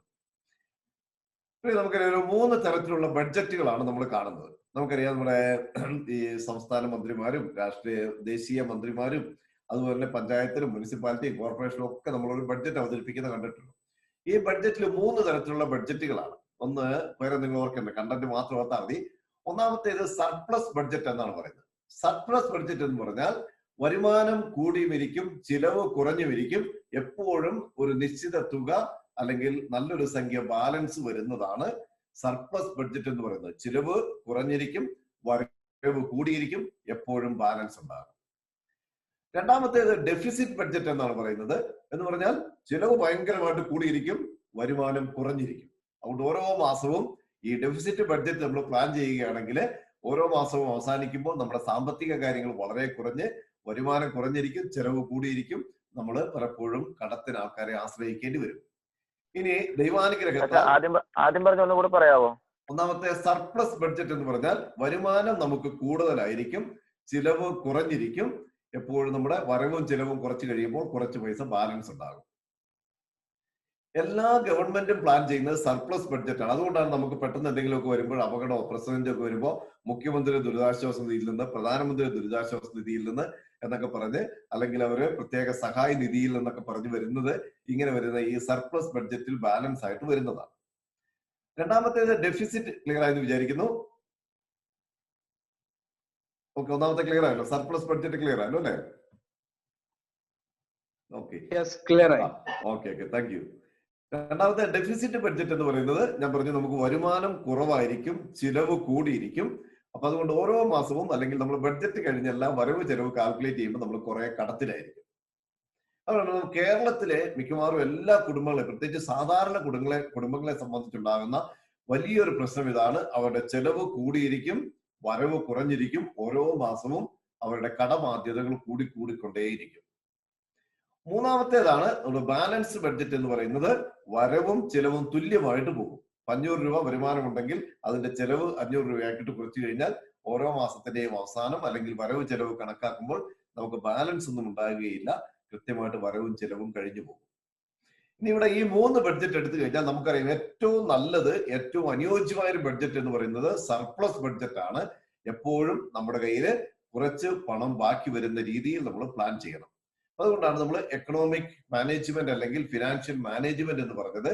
ഈ രീതിയിൽ വരവും ചെലവും കൂടെ ടാലി ചെയ്ത് തുല്യമാക്കി കൊണ്ടുപോയി നമുക്ക് വീണ്ടും കുറച്ച് ബാലൻസ് വെക്കാൻ പറ്റുന്ന രീതിയിൽ കുടുംബത്തിൽ ഒരു സാമ്പത്തിക ആസൂത്രണം ഉണ്ടാകണം എന്നത്. ഇത് നമ്മള് ഈ ഫാമിലി ബഡ്ജറ്റ് തയ്യാറാക്കുന്ന സമയത്ത് നമ്മൾ ശ്രദ്ധിക്കേണ്ട ഏതാനും കാര്യങ്ങള്. ഒന്നാമത്തേത് സൈസ് ഓഫ് ദ ഫാമിലി. കുടുംബത്തിലെ അംഗങ്ങൾ എത്രയുണ്ട് എന്നത്. നമുക്കറിയാം ചിലപ്പോഴൊക്കെ കുടുംബത്തിൽ 2 അംഗങ്ങൾ മാത്രമേ ഉണ്ടാവുള്ളൂ. ഭാര്യ കല്യാണം കഴിഞ്ഞ് ഉടനെ എന്റെ വീട് മാറി താമസിക്കുന്നു, വീട് വെച്ച് മറ്റു കാര്യങ്ങളൊക്കെ ആയിട്ടൊക്കെ പോകും. അപ്പൊ 2 അംഗങ്ങൾ മാത്രമേ ഉണ്ടാവുകയുള്ളൂ. പിന്നെ അംഗങ്ങൾ കൂടി കൂടി വരുന്നു. അതേസമയം ചില വീടുകളിലൊക്കെ 8 or 10 അംഗങ്ങൾ ഉണ്ടാകാം. അപ്പൊ നമുക്ക് ആ കുടുംബത്തിന്റെ ചെലവും വരവും എന്നൊക്കെ പറയുന്നത് നമുക്ക് ടാലി ചെയ്യാൻ പറ്റിയാൽ, അതുകൊണ്ട് ഒരു കുടുംബത്തിന്റെ സൈസ് ഓഫ് ദ ഫാമിലി, അംഗങ്ങളുടെ സംഖ്യ നമ്മൾ കൃത്യമായിട്ട് നോക്കണം. രണ്ടാമത്തേത് കുടുംബത്തിന്റെ വരുമാനം എന്തെല്ലാമാണ് എന്നത് നോക്കിയിരിക്കണം. മൂന്നാമത്തേത് കുടുംബത്തിന്റെ ആവശ്യങ്ങൾ എന്തെല്ലാമാണ് എന്നത് നമ്മൾ കൃത്യമായിട്ട് നോക്കിയിരിക്കണം. നാലാമത്തേത് എവിടെയാണെന്നുള്ളത്, അതായത് പഞ്ചായത്ത്, മുനിസിപ്പാലിറ്റി, കോർപ്പറേഷൻ എന്നീ സ്ഥലങ്ങളൊക്കെയാണ് ഞാൻ ബേസിക്കലി ഉദ്ദേശിക്കുന്നത്. കാരണം ഓരോ സ്ഥലത്തും വരുന്ന ഫിക്സഡ് എക്സ്പെൻസിൽ വ്യത്യാസം ഉണ്ടാക്കും. പഞ്ചായത്തിലുള്ള പോലെ ആയിരിക്കുകയില്ല മുനിസിപ്പാലിറ്റി ഉള്ളതായിരിക്കില്ല കോർപ്പറേഷനില്. അപ്പൊ അതിൽ കുറച്ച് വ്യത്യാസങ്ങൾ വരുന്നുണ്ടാകും. ഈ കുറച്ച് കാര്യങ്ങളും കൂടെ നമ്മൾ ഫാമിലി ബഡ്ജറ്റ് തയ്യാറാക്കുമ്പോൾ നമ്മൾ ശ്രദ്ധിക്കേണ്ടതാണ്. ഇനി ഫാമിലി ബഡ്ജറ്റ് തയ്യാറാക്കുമ്പോൾ ഫാമിലി ബഡ്ജറ്റിനെ കുറച്ച് അഡ്വാൻറ്റേജസ് എന്ന് പറയുന്നത്, ഒന്നാമത്തേത് ഒരു കുടുംബത്തിന്റെ വരുമാനം കൃത്യമായിട്ട് മാനേജ് ചെയ്യാൻ ഈ കുടുംബത്തെ സഹായിക്കുന്നുള്ളതാണ്. Helps the family to manage the income wisely. ഒരു കുടുംബത്തിന്റെ വരുമാനം എങ്ങനെയാണെന്ന് കൃത്യമായിട്ട് മനസ്സിലാക്കാൻ, വിവേകത്തോടെ മനസ്സിലാക്കാൻ ഫാമിലി ബഡ്ജറ്റ് സഹായിക്കുന്നു. ഇനി രണ്ടാമത്തേതാണ് ഈ വരുമാനം കൃത്യമായിട്ട് ചിലവഴിക്കുന്നത് എങ്ങനെ എന്ന് മനസ്സിലാക്കാൻ കുടുംബത്തെ സഹായിക്കുന്നു. മൂന്നാമത്തേത് കളക്റ്റീവ് തിങ്കിങ് ആണ് ഏറ്റവും പ്രധാനപ്പെട്ട ഒരു കാര്യമായിട്ട് പറയുന്നത്. ഞാന് ഈ ഫാമിലി ബഡ്ജറ്റിനെ കുറിച്ച് ക്ലാസ് എടുക്കാൻ ഞാൻ റൂമിൽ പോകുന്നതിന് മുൻപ് പിന്നെ തിരിച്ചു വന്നതിന് ശേഷമൊക്കെ ഫാമിലി ബഡ്ജറ്റിനെ കുറിച്ച് ഈ കുടുംബ മാരേജ് പ്രിപ്പറേഷൻ കോഴ്സിൽ ക്ലാസ്സുകൾ എടുക്കുന്ന സമയത്ത് ഞാൻ പലപ്പോഴും ഓരോ പള്ളികളിലൊക്കെ പോകുമ്പോൾ കല്യാണം കഴിഞ്ഞവരെ കാണുമ്പോൾ ചിലപ്പോഴൊക്കെ അവർ ഒന്ന് പറയും, അച്ഛൻ ഞങ്ങൾക്ക് പ്രീക്കാനിക്ക് ക്ലാസ് എടുത്തിട്ടുണ്ട്, ഫാമിലി ബഡ്ജറ്റിനെ കുറിച്ച് ക്ലാസ് എടുത്തിട്ടുണ്ട് എന്നൊക്കെ പറയുമ്പോൾ ഞാൻ ചോദിക്കും എങ്ങനെയുണ്ട്, അന്നത്തെ ക്ലാസ്സുകൾ കുറെയൊക്കെ ഉപകാരപ്പെട്ടിട്ടുണ്ടോ എന്ന് ചോദിക്കുമ്പോൾ അവര് കുറെ പേര് പറയുന്നത്, അച്ഛൻ ഞങ്ങൾക്ക് അങ്ങനെ കൃത്യമായിട്ട് അങ്ങനെ വരവ് ചെലവ് കണക്കാക്കാനൊന്നും പറ്റിയില്ല, പക്ഷെ ഒരു കാര്യം പ്രധാനപ്പെട്ടതാണ്, ഞങ്ങളുടെ കളക്റ്റീവ് തിങ്കിങ് അതിന് ഞങ്ങളെ ഫാമിലി ബഡ്ജറ്റ് സഹായിച്ചിട്ടുണ്ട് എന്ന് പറയും. ഇവിടെ കളക്റ്റീവ് തിങ്കിങ് എന്നുകൊണ്ട് ഉദ്ദേശിക്കുന്നത് കുടുംബത്തിലെ അംഗങ്ങൾ എല്ലാവരും കൂടിയിരുന്ന് ഒന്നിച്ച് ചർച്ച ചെയ്യുന്ന ഒരു കാര്യമാണ്. ഞാൻ ഒരുപക്ഷെ കുടുംബത്തിലെ ഈ ഫാമിലി ബഡ്ജറ്റ് കുടുംബത്തിന്റെ ഒരു മെയിൻ ചർച്ചാ വിഷയമായിട്ട് എടുത്തിട്ടുണ്ടെങ്കിൽ ആ കുടുംബത്തിൽ ഒരിക്കലും ഒരു വിഷയ ദാരിദ്ര്യം ഉണ്ടാവില്ല. കാരണം ഓരോ ദിവസവും കുടുംബത്തിന്റെ കാര്യങ്ങള്, ഈ സാമ്പത്തിക കാര്യങ്ങൾ ചർച്ച ചെയ്യുന്നതായിരിക്കും. ഒരു ദിവസത്തെ കാര്യം കഴിഞ്ഞു അടുത്ത ദിവസത്തെ കാര്യങ്ങൾ, അങ്ങനെ എല്ലാവരും. ഇനി കുടുംബനാഥനെ സംബന്ധിച്ച് ചെറിയ കുഞ്ഞിനെ സംബന്ധിച്ചൊക്കെ സാമ്പത്തിക കാര്യങ്ങൾ പ്രധാനപ്പെട്ടതായതുകൊണ്ട് ഈ കുടുംബത്തിന്റെ സാമ്പത്തിക കാര്യങ്ങളെ കുറിച്ചുള്ള ചർച്ച വന്നു കഴിഞ്ഞാൽ ഡെഫിനറ്റ്ലി കുടുംബത്തിലെ എല്ലാ അംഗങ്ങളും കൃത്യമായിട്ട് ഈ ചർച്ചയിൽ പങ്കെടുക്കും. അതുകൊണ്ട് ഈ ഫാമിലി ബഡ്ജറ്റ് നിങ്ങളുടെ ഒരു ചർച്ചയുടെ ഭാഗമാക്കി, കുടുംബത്തിന്റെ ഭാഗമാക്കി മാറ്റിയിട്ടുണ്ടെങ്കിൽ ഡെഫിനറ്റ്ലി ഇത് ഒരു കളക്റ്റീവ് തിങ്കിങ്, കുടുംബങ്ങൾ ഒന്നിച്ച് ചർച്ച ചെയ്യുന്ന, ആലോചിക്കുന്ന, പ്ലാൻ ചെയ്യുന്ന ഒരു അവസരമായിട്ട് മാറും. അതുകൊണ്ട് ഫാമിലി ബഡ്ജറ്റ് ഒരു കളക്റ്റീവ് തിങ്കിങ് എന്ന രീതിയിൽ നിങ്ങളെ സഹായിക്കുന്നതാണ്. നാലാമത്തേത് ഇതാണ്, ഒരു കുടുംബത്തിന്റെ സാമ്പത്തിക സമ്പാദ്യം എങ്ങനെയാണ് സമ്പാദിക്കേണ്ടത്, എത്രമാത്രം സമ്പാദിക്കണം എന്നതിനേക്കനുസരിച്ച് പ്ലാൻ ചെയ്യാനായിട്ട് സഹായിക്കുന്നു. അഞ്ചാമത്തെ ഒരു കാര്യമാണ്, ഓരോ കുടുംബത്തിന്റെയും വരുമാനത്തിനനുസരിച്ച് ചെലവ് ചെയ്യാൻ കുടുംബാംഗങ്ങൾ പഠിക്കും. നമുക്ക് കൂടുതൽ വരുമാനമുള്ള വ്യക്തി, ഒരു ലക്ഷൂറിയസ് അല്ലെങ്കിൽ വളരെ റിച്ച് ഫാമിലി ആയിട്ട് സാധാരണ ഫാമിലിക്ക് ഒരിക്കലും നമുക്ക് കമ്പയർ ചെയ്യാൻ പറ്റില്ല. കാരണം അവരുടെ വരുമാനം കൂടുതലായിരിക്കും, അതനുസരിച്ചായിരിക്കും കാര്യങ്ങൾ പോകുന്നത്. അതേസമയം ഒരു കുടുംബത്തെ സംബന്ധിച്ച് പ്രത്യേകമായിട്ട് വേണ്ടത് know their expense and then according to the income or in the money gets ചെലവ് പ്ലാൻ ചെയ്യുക എന്നതാണ് പ്രധാനപ്പെട്ട ഒരു കാര്യം. അതുപോലെ തന്നെയാണ് നമുക്കറിയാം, ഞാൻ ആദ്യം പറഞ്ഞു, നമ്മുടെ പല കാര്യങ്ങൾ കുടുംബത്തിന്റെ ആവശ്യങ്ങൾ അപരിമിതമായി, റിസോഴ്സസ് പരിമിതമായിട്ട് വരുമ്പോൾ നമ്മളൊരു ശ്രേണികൾ, ഒരു ഹൈറാർക്കി ഓഫ് തിങ്സ്, ഏറ്റവും ആദ്യം ചെയ്യേണ്ടത് എന്താണ്, പിന്നെ ചെയ്യേണ്ടത് ഏതാണ്, പിന്നെ ചെയ്യേണ്ടത് ഏതാണെന്ന് പറഞ്ഞ് ഒരു ഹൈറാർക്കി ഓഫ് നീഡ്സ് നമ്മൾ ഉണ്ടാക്കും. അതുകൊണ്ട് ഒരു ഫാമിലി ബഡ്ജറ്റ് വരുമ്പോൾ എങ്ങനെയാണ് വേണ്ടതെന്നൊരു പ്രയോറിറ്റി ബേസിൽ കാര്യങ്ങൾ ചെയ്യാനായിട്ട് നിങ്ങളെ സഹായിക്കും. അതുപോലെ തന്നെയാണ് എങ്ങനെയാണ് ഈ വരുമാനം ചിലവഴിക്കേണ്ടത് എന്നതിനെ കുറിച്ച് ചിന്തിക്കാനും ഫാമിലി ബഡ്ജറ്റ് നിങ്ങളെ സഹായിക്കും. പിന്നെ കൃത്യമായിട്ട് പ്ലാൻ ചെയ്യാൻ, കൃത്യമായിട്ട് എങ്ങനെയെല്ലാം ചെയ്യണം എന്നതിനെ കുറിച്ച് പിന്നെ വരവും ചെലവും കൃത്യമായിട്ട് പ്ലാൻ ചെയ്യുന്നതിന്, ഇവാലുവേറ്റ് ചെയ്യുന്നതിന് നിങ്ങളെ സഹായിക്കും. അതുകൊണ്ട് പ്രിയമുള്ളവരെ, ഫാമിലി ബഡ്ജറ്റ് നിങ്ങളുടെ ഒരു മെയിൻ കൺസേൺ ആയിട്ട് എടുക്കുകയാണെങ്കിൽ നിങ്ങളുടെ കുടുംബജീവിതത്തിൽ വിഷയദാരിദ്ര്യങ്ങൾ ഉണ്ടാകുകയില്ല. കൃത്യമായിട്ട് ആലോചിച്ച് വരുമാനത്തിനനുസരിച്ച് മാത്രം ചെലവ് ചെയ്യുന്ന ഒരു സ്ട്രാറ്റജി നിങ്ങൾ എടുക്കുകയാണെങ്കിൽ നിങ്ങൾക്ക് വലിയ ബുദ്ധിമുട്ടുണ്ടാകുകയില്ല. നിങ്ങൾക്ക് സാമ്പത്തിക കാര്യങ്ങൾ കൊണ്ട് കാര്യങ്ങൾ മാനേജ് ചെയ്യാൻ പറ്റും. ഇനി ഇവിടെ ഒരു ഏണസ്റ്റ് എങ്കിൽ, നിങ്ങൾ അദ്ദേഹത്തിന്റെ പേരെന്ന് ഓർക്കണ്ട. ഇവിടെ പറയുന്ന ഏണസ്റ്റ് എങ്കിൽ പറയുന്നത് എങ്ങനെയാണ്, ഒരു എക്കണോമിക് പ്രിൻസിപ്പിൾ പറയുന്നത് എങ്ങനെയാണ്, മനുഷ്യന്റെ വരുമാനം കൂടുന്നതിനനുസരിച്ച് അടിസ്ഥാനപരമായ കാര്യങ്ങൾക്ക് വേണ്ടി ചെലവഴിക്കുന്ന പണത്തിന്റെ അളവ് കൂടിയിരിക്കും എന്ന് പറഞ്ഞാല്, നമ്മൾ വരുമാനം കൂടുന്നതനുസരിച്ച് നമ്മുടെ ഭക്ഷണ രീതിയിൽ തന്നെ കുറെയൊക്കെ വ്യത്യാസം വരും. ഞാൻ ഓർക്കുന്നത്, ഞാൻ 92-95 കാലഘട്ടത്തിലാണ് ഗവൺമെന്റ് വിക്ടോറിയ കോളേജില് BA ഇംഗ്ലീഷ് പഠിച്ചിരുന്നത്. BA ഇംഗ്ലീഷ് പഠിച്ചിരുന്ന സമയത്ത് പരീക്ഷയുടെ സമയം വരുമ്പോൾ ഞങ്ങളിങ്ങനെ കാഞ്ഞിരപ്പുഴയിൽ നിന്ന് ഒരു 40 കിലോമീറ്റർ ഉള്ളതുകൊണ്ട് അവിടെ കോളേജിന്റെ അടുത്തൊരു ഹോസ്റ്റലുണ്ട്, അവിടെ ഒരു ലോഡ്ജ് ഉണ്ട്. ആ ലോഡ്ജിൽ താമസിക്കും. അങ്ങനെ ലോഡ്ജിൽ താമസിച്ച് ഞങ്ങളിങ്ങനെ വൈകിട്ട് ഭക്ഷണം കഴിക്കാനായിട്ട് പോകും. അന്നൊക്കെ ഭക്ഷണം കഴിക്കാനായിട്ട് പോകണമെങ്കിൽ 7-7:30 നമ്മൾ ഇറങ്ങിയാൽ മാത്രമേ നമുക്ക് എന്തെങ്കിലും ഭക്ഷണം കഴിക്കാൻ പറ്റുകയുള്ളൂ. അല്ലെങ്കിൽ 8-8:30 ആകുമ്പോഴത്തേക്ക് കടയൊക്കെ അടച്ചു പോകും. അങ്ങനത്തെ സാഹചര്യമാണ് അന്ന് 95 കാലഘട്ടത്തിലൊക്കെ ഉണ്ടായിരുന്നത്. എന്നാൽ ഇന്ന് നമുക്കറിയാം, ഇന്ന് നമ്മൾ പാലക്കാട് നമ്മൾ ചെന്ന് കഴിഞ്ഞാൽ വീക്കെൻഡ്, ഇപ്പൊ ഈ കൊറോണ കാലഘട്ടമായതുകൊണ്ട് കുറച്ച് വ്യത്യാസം വന്നിട്ടുണ്ട്. അല്ലെങ്കിൽ വളരെ ബുദ്ധിമുട്ട്. നമുക്ക് 8 മണിക്കൊക്കെ ചെന്ന് കഴിഞ്ഞാൽ ഹോട്ടലിലും ചിലപ്പോൾ ആളും കാണിയല്ല. 9 മണിക്ക് ചെന്ന് കഴിഞ്ഞാൽ നമുക്കൊരു സീറ്റ് കിട്ടുകയില്ല. പിന്നെ നമ്മൾ കുറെ നേരം വെയിറ്റ് ചെയ്യേണ്ട ഒരു സമയമാണ്. അതുകൊണ്ട് നമ്മുടെ ഒരു മലയാളികളുടെ ഒരു സംസ്കാരമായിട്ട് വന്നിരിക്കുന്നത് ഒരു സപ്പറിന് പുറത്തു പോകുക എന്നത്, അല്ലെങ്കിൽ വീക്കെൻഡ് സപ്പർ ഔട്ട് എന്നുള്ള ഒരു ചിന്തയും രീതിയും ഒക്കെ ഇപ്പൊ ഏതാണ്ട് വന്നിട്ടുണ്ട്. അപ്പൊ അതിനുള്ള അടിസ്ഥാന കാരണമായിട്ട് പറയുന്നത് മനുഷ്യന്റെ വരുമാനത്തിൽ വന്ന വ്യത്യാസം, അല്ലെങ്കിൽ അങ്ങനെ വരുമാനത്തിൽ വ്യത്യാസം വന്നു കഴിഞ്ഞപ്പോൾ ഒക്കെ പുറത്തു പോയിട്ട് ഭക്ഷണം കഴിക്കാം, ഹോട്ടലിൽ പോയിട്ട് ഭക്ഷണം കഴിക്കാം എന്നതൊക്കെ ഒരു രീതിയായിട്ട് മാറിയിട്ടുണ്ട്. നമുക്കറിയാം, പാലക്കാട് ഒരു ഹോട്ടൽ ശൃംഖല എടുത്തു കഴിഞ്ഞാൽ ഒരു 10-20 വർഷത്തിനുള്ളിലാണ് ഇത്രയും കൂടുതൽ ഹോട്ടലുകൾ പാലക്കാട് വന്നിരിക്കുന്നത് എന്ന് ഉറപ്പാണ്. അപ്പൊ അതുകൊണ്ട് ഈ ഏണസ്റ്റ് എങ്കിൽ പറയുന്നത്, വരുമാനം കൂടുന്നതിനനുസരിച്ച് അടിസ്ഥാനപരമായ ആവശ്യങ്ങൾക്ക് വേണ്ടി ചിലവഴിക്കുന്ന പണത്തിന്റെ അളവ് കൂടിയിരിക്കും എന്നാണ് പറയുന്നത്. രണ്ടാമത് അദ്ദേഹം പറയുന്നത്, ഈ നമ്മുടെ ഫിക്സഡ് എക്സ്പെൻസ് എന്ന് പറഞ്ഞാൽ നമ്മള് ഭക്ഷണം അല്ലെങ്കിൽ നമ്മുടെ വെള്ളം, കറണ്ട്, മറ്റു കാര്യങ്ങൾക്കൊക്കെ വരുന്ന ആ ഫിക്സഡ് എക്സ്പെൻസസിന് വരുമാനം എത്ര കൂടിയാലും വ്യത്യാസം വരുന്നില്ല, അത് സ്ഥായിയായിട്ട് നിൽക്കുമെന്നാണ്. മൂന്നാമത് അദ്ദേഹം പറയുന്നതാണ്, ഏണസ്റ്റ് എങ്കിൽ പറയുന്നതാണ്, വരുമാനം കൂടുന്നതിനനുസരിച്ച് ആഡംബര വസ്തുക്കൾ, ലക്ഷൂറിയസ് ഐറ്റംസിന് നമ്മൾ ചിലവഴിക്കുന്ന പണത്തിന്റെ അളവ് കൂടിയിരിക്കും. നമുക്ക് നമ്മുടെ ഈ അടുത്ത കാലത്ത് വരുന്ന വീടുകളൊക്കെ നമ്മൾ കണ്ടു കഴിഞ്ഞാൽ, പുറത്ത് ജോലിയൊക്കെ പോയി കാശൊക്കെ ആയി കഴിഞ്ഞാൽ ഈ വീടിന്റെ സെറ്റപ്പില് ഭയങ്കര വ്യത്യാസം, പണ്ടത്തെ രീതിയല്ല. അതേസമയം നമ്മൾ നോക്കുന്ന വാഹനങ്ങളുടെ കാര്യം നോക്കി കഴിഞ്ഞാൽ നമുക്കറിയാം വളരെ വ്യത്യാസം വരുന്നുണ്ട്. അതുകൊണ്ട് ഏണസ്റ്റ് എങ്കിൽ പറയുന്ന തിയറി എനിക്ക് തോന്നുന്നു വളരെ പ്രാക്ടിക്കലാന്ന് തോന്നുന്നു. വരുമാനം കൂടുന്നതിനനുസരിച്ച് അടിസ്ഥാനപരമായ ആവശ്യങ്ങളില് നമ്മൾ ചിലവഴിക്കുന്ന പണത്തിന്റെ അളവ് കൂടിക്കൊണ്ടിരിക്കും.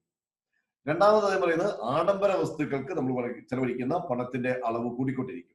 മൂന്നാമതായിട്ട് അദ്ദേഹം പറയുന്നത്, ഫിക്സഡ് എക്സ്പെൻസ്, സ്ഥിര ചെലവുകളിൽ വ്യത്യാസം വരുന്നില്ല. ഇനി ഏണസ്റ്റ് എങ്കിൽ ഇതിന്റെ കൂട്ടത്തിൽ പറയുന്ന മറ്റൊരു കാര്യമാണ്, ഒരു സാധാരണ കുടുംബം ഒരു ഹയർ ലെവലിലേക്ക് പോയി കഴിഞ്ഞാൽ പിന്നീട് ആ കുടുംബത്തിന് ഹയർ ലെവലിൽ നിന്ന്, സാധാരണ ഹയർ ലെവലിലേക്ക് പോകാൻ കുഴപ്പമില്ല, കുടുംബത്തിന് ഒരു ക്രൈസിസും ഇല്ല.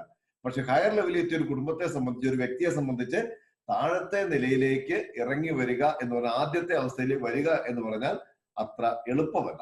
അങ്ങനെയുള്ള കുടുംബങ്ങളെ സംബന്ധിച്ചാണ് ദ റിയൽ എക്കണോമിക് ക്രൈസിസ് എന്ന് ഏണസ്റ്റ് എങ്കിൽ പറയുന്നത്. നമുക്കറിയാം, നമ്മുടെ കുടുംബങ്ങള്, സാധാരണ കുടുംബം സാമ്പത്തികമായിട്ട് ഉയർന്നു കഴിഞ്ഞ് അവർക്ക് സാമ്പത്തികമായ നഷ്ടം വന്നു കഴിയുമ്പോൾ പഴയ അവസ്ഥയിലേക്ക് തിരിച്ചു വരാനായിട്ട് ഭയങ്കര ബുദ്ധിമുട്ട് വരുന്നു. They face the real economic crisis എന്നാണ് പറയുന്നത്. നമ്മള് ഇത്രയും പാർട്ടി, ഇനി നമ്മളൊരു പ്രോപ്പർ ഫാമിലി ബഡ്ജറ്റിലേക്ക്, എക്കണോമിക് പ്ലാനിങ്ങിലേക്ക് വരുമ്പോൾ നമ്മുടെ ഫാമിലി ബഡ്ജറ്റിൽ ഉൾപ്പെടുത്തേണ്ടത് 5 കാര്യങ്ങളാണെന്ന് എനിക്ക് തോന്നുന്നത്. ഒന്നാമത്തേത് ദ എസെൻഷ്യൽ നീഡ്സ്, അത്യാവശ്യങ്ങൾ. രണ്ടാമത്തേത് ദ നെസസറി നീഡ്സ്, ആവശ്യങ്ങൾ. എമർജൻസി നീഡ്സ്, അത്യാഹിത ആവശ്യങ്ങൾ. നാലാമത്തേത് സമ്പാദ്യം. അഞ്ചാമത്തേത് ജീവകാരുണ്യ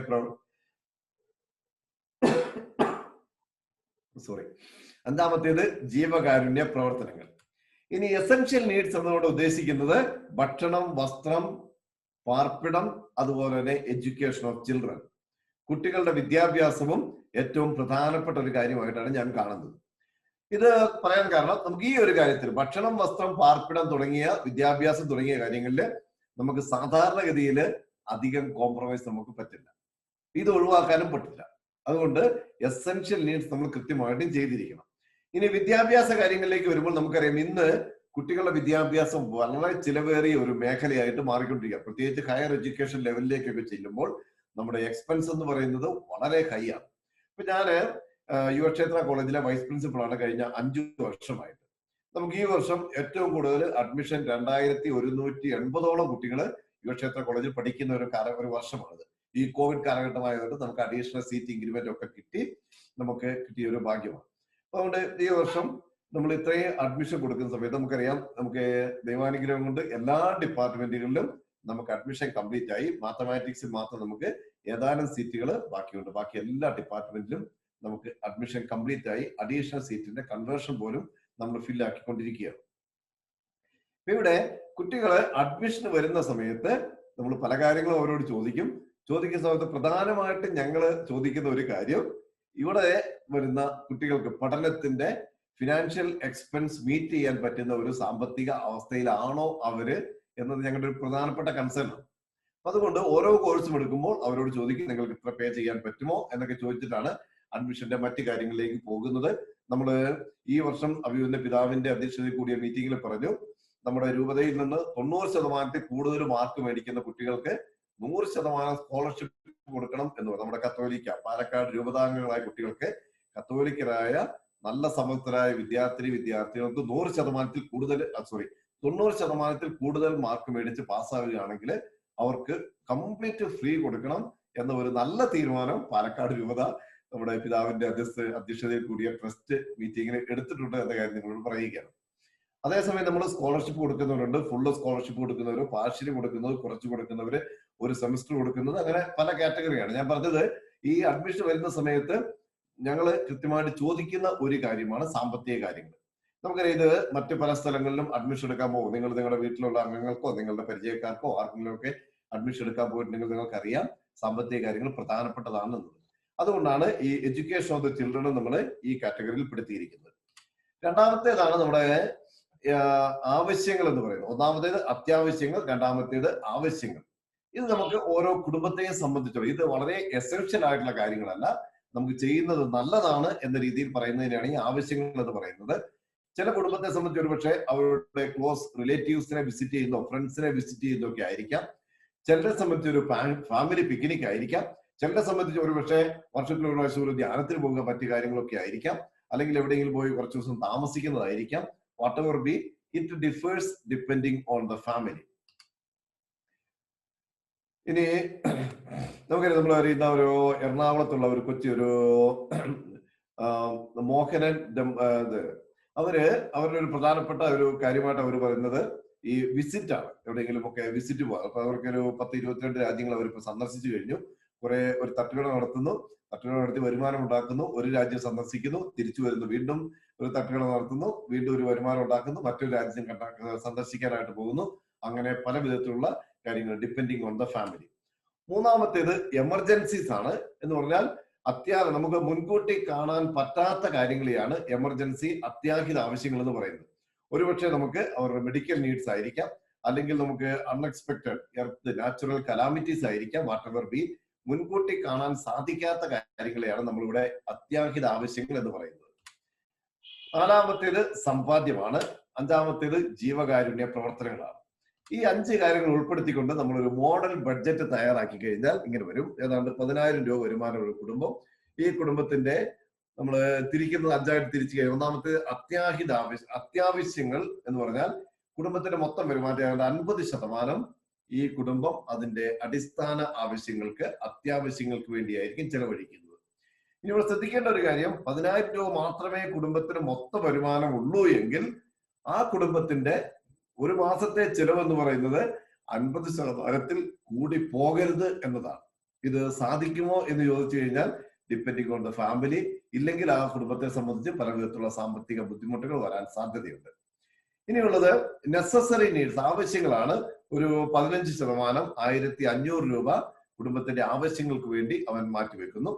പിന്നെ എമർജൻസി നീഡ്സ്, അതായത് അത്യാഹിത ആവശ്യങ്ങൾക്ക് വേണ്ടി ഒരു 15% മാറ്റിവെക്കുന്നു, 10% സമ്പാദ്യത്തിനായിട്ട് മാറ്റിവെക്കുന്നു, 10% ജീവകാരുണ്യ പ്രവർത്തനങ്ങൾക്കായിട്ട് മാറ്റിവെക്കുന്നു. അങ്ങനെ നമ്മൾ മൊത്തം വരുമാനത്തെ നമ്മൾ തിരിക്കുകയാണ്. ഇനി ഇവിടെ ശ്രദ്ധിക്കേണ്ട ഒരു കാര്യം, നമ്മുടെ അടിസ്ഥാനപരമായ ആവശ്യങ്ങൾ, ഭക്ഷണം, വസ്ത്രം തുടങ്ങിയ കാര്യങ്ങൾക്ക് വേണ്ടി, പാർപ്പിടം ഒരു എക്സെപ്ഷൻ ആയിട്ട് വരാം, നമ്മൾ ഒരിക്കലും നമ്മുടെ മറ്റ് ചിലവുകളിൽ നിന്ന്, നമ്മുടെ സമ്പാദ്യത്തിൽ നിന്നോ അല്ലെങ്കിൽ നെസസറി ആവശ്യങ്ങളിൽ നിന്നോ എമർജൻസി ആവശ്യങ്ങളിൽ നിന്നോ നമ്മൾ ഉപയോഗിക്കരുത് എന്നുള്ളതാണ്. ഇനി നെസസറി ആവശ്യങ്ങൾ എന്ന് പറഞ്ഞാൽ നമുക്ക് എല്ലാ മാസവും വരുന്നതായിരിക്കുകയില്ല. അങ്ങനെയാണെങ്കിൽ ഓട്ടോമാറ്റിക്കലി ആ തുക നമ്മുടെ സമ്പാദ്യത്തിലേക്ക് വരണം.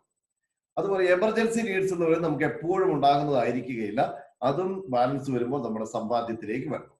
ചുരുക്കി പറഞ്ഞാൽ നമ്മുടെ സമ്പാദ്യം നിരന്തരം വർദ്ധിക്കുകയും സമ്പാദ്യത്തിൽ നിന്ന് എടുത്ത് അത്യാവശ്യം ഭക്ഷിക്കാനും പാനം ചെയ്യുവാനായിട്ട് ഉപയോഗിക്കാതിരിക്കുകയും ചെയ്യണമെന്നതാണ്. ഇനി ജീവകാരുണ്യ പ്രവർത്തനങ്ങൾ, ചാരിറ്റി എന്ന് പറയുന്നത് നമുക്കറിയാം, സഭയുടെ പഠനമനുസരിച്ച് ദശാംശം കൊടുക്കണമെന്നുള്ളതാണ്, നിങ്ങൾക്ക് വിട്ടുതരുന്നു. പക്ഷെ ഒരു കാര്യം ഉറപ്പാണ്, ജീവകാരുണ്യ പ്രവർത്തനങ്ങൾക്ക് വേണ്ടി നമ്മൾ പണം ചിലവഴിക്കുന്നുണ്ടെങ്കിൽ നമ്മുടെ അത്യാഹിത ആവശ്യങ്ങൾ, നമ്മുടെ രോഗങ്ങളും മറ്റു കാര്യങ്ങളും കുറഞ്ഞിരിക്കും എന്നതിൽ യാതൊരു സംശയവുമില്ല. നിങ്ങളൊന്ന് പരീക്ഷിച്ച് വയ്ക്കോ, അല്ലെങ്കിൽ ആരോട് ചോദിച്ചോ, ദശാംശം ജീവകാരുണ്യ പ്രവർത്തനങ്ങൾക്ക് വേണ്ടി നമ്മൾ പണം നൽകുന്നുണ്ടെങ്കിൽ നമ്മുടെ മറ്റ് എക്സ്പെൻസസ് എല്ലാം കുറഞ്ഞിരിക്കും എന്നത് വളരെ കൃത്യമാണ്. ഇനി അതുകൊണ്ട് ഒരിക്കലും നിങ്ങൾ ഈ പള്ളിക്ക് കൊടുക്കണമെന്ന് ഞാൻ പറയുക, നിങ്ങളുടെ ചുറ്റുപാട് നിങ്ങൾ കണ്ണോടിക്കുക. ഇഷ്ടംപോലെ ആളുകളുണ്ട്. പണത്തിന് ആവശ്യമുള്ള, യഥാർത്ഥത്തിൽ ആവശ്യമുള്ള ധാരാളം വ്യക്തികളെ നിങ്ങൾക്ക് കണ്ടെത്താൻ സാധിക്കും. അവർക്ക് കൊടുക്കാൻ പറ്റുകയാണെങ്കിൽ നല്ലത്. ഇറ്റ് ഈസ് ലെഫ്റ്റ് യു, നിങ്ങൾക്ക് തന്നെ വിട്ടുതരുന്നു.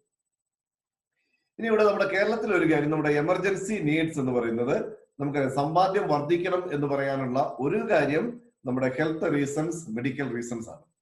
നമുക്ക് പാലക്കാട് രൂപതയില് ഒരു 2-3 വർഷം മുമ്പ് എല്ലാ അച്ഛന്മാരെയും ഗ്രൂപ്പായിട്ട് ഇൻഷുർ ചെയ്യുക. അങ്ങനെ ഇൻഷുറൻസ് എടുത്ത് ഒരു വർഷം 3-4 അച്ഛന്മാർക്ക് വളരെ മേജർ ആക്സിഡൻസ് ഉണ്ടായി. അങ്ങനെ ആക്സിഡന്റ് ക്ലെയിം ചെയ്ത് അവസാനത്തിൽ അവർ പറഞ്ഞു, നിങ്ങൾ തരുന്ന മൊത്തം തുക ഞങ്ങൾക്ക് തരാൻ പറ്റില്ല, you will be returning only 85% of the total insurance premium. എന്നിട്ട് അവർ പറഞ്ഞു 15% ഞങ്ങളുടെ ക്ലിനിക്കൽ എക്സ്പെൻസ് ആണ്. ഇത് പാലക്കാട് രൂപതയിൽ സംഭവിച്ച കാര്യമാണ്. ഇൻഷുറൻസ് കമ്പനിയെ സംബന്ധിച്ച് ഗ്രൂപ്പ് ഇൻഷുറൻസ് എടുത്തു കഴിയുമ്പോൾ അവർ നമ്മൾ കൊടുക്കുന്ന ടോട്ടൽ ഇതിന്റെ 85% തിരിച്ചു തരികയുള്ളൂ. ഇനി നമ്മൾ ഇപ്പൊ നോക്കുക, നമ്മുടെ ഇൻഷുറൻസ് നമ്മൾ പ്രീമിയം എടുത്തിട്ടുണ്ടെങ്കിൽ ഏത് കമ്പനി ആണെങ്കിലും അവരുടെ എക്സ്പെൻസ് മുഴുവൻ നമ്മുടെ പ്രീമിയത്തിന് എടുത്താണ് തരുന്നത് എന്ന് നമുക്ക് ഉറപ്പാണ്. അതുകൊണ്ട് ഓരോ കമ്പനിയും സാധാരണ രീതിയിൽ ചെയ്യുന്ന, ഇൻഷുറൻസ് കമ്പനി വർക്ക് ചെയ്യുന്നവരൊക്കെ പറയുന്നതാണ്, അവര് ഈ വർഷത്തിന്റെ ആരംഭത്തിൽ തന്നെ എത്ര വരുമാനം ഉണ്ടാകും, എത്ര ചെലവ് ചെയ്യണം എന്ന് അവർ തീരുമാനിച്ചിരിക്കും. അപ്പൊ അതുകൊണ്ട് മെഡിക്കൽ ക്ലെയിം വരുന്ന സമയത്ത് ജനുവരി, ഫെബ്രുവരി, മാർച്ച്, ഏപ്രിൽ, മെയ്, ജൂൺ മാസങ്ങളിലൊക്കെ മെഡിക്കൽ ക്ലെയിം കിട്ടാൻ എളുപ്പമാണ്. ഇനി ഈ സമയം അവര് നിശ്ചയിച്ച തുകയിൽ ഒന്നും ചെലവായിട്ടില്ലെങ്കിൽ പിന്നീട് വലിയ ബുദ്ധിമുട്ട് വരികയില്ല. അതേസമയം വർഷത്തിന്റെ ആദ്യ മാസങ്ങളിൽ ഓരോ ഇൻഷുറൻസ് കമ്പനിയും ചെലവാക്കാൻ ഉദ്ദേശിച്ചിരിക്കുന്ന സംഖ്യയിൽ കൂടുതലോ അല്ലെങ്കിൽ അതിന്റെ മേജർ പാർട്ടോ ചെലവായി കഴിഞ്ഞാൽ പിന്നീടുള്ള മാസങ്ങളിൽ അവരുടെ സ്ക്രൂട്ടറി ഭയങ്കരമായിരിക്കും.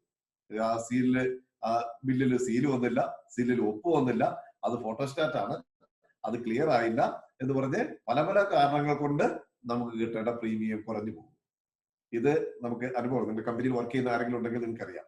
അപ്പൊ അതുകൊണ്ട് ഞാൻ പറഞ്ഞത്, നമുക്ക് ഈ എമർജൻസി നീഡ്സോ മെഡിക്കൽ നീഡ്സോ നമുക്കൊന്നും മുൻകൂട്ടി പ്രവചിക്കാൻ സാധിക്കാത്തത് കൊണ്ടും കേരളത്തിലെ കാര്യങ്ങൾ ഇങ്ങനെ ആയതുകൊണ്ടും നമുക്കൊരു സമ്പാദ്യം ഉണ്ടാകേണ്ടത് വളരെ അത്യാവശ്യമാണ്.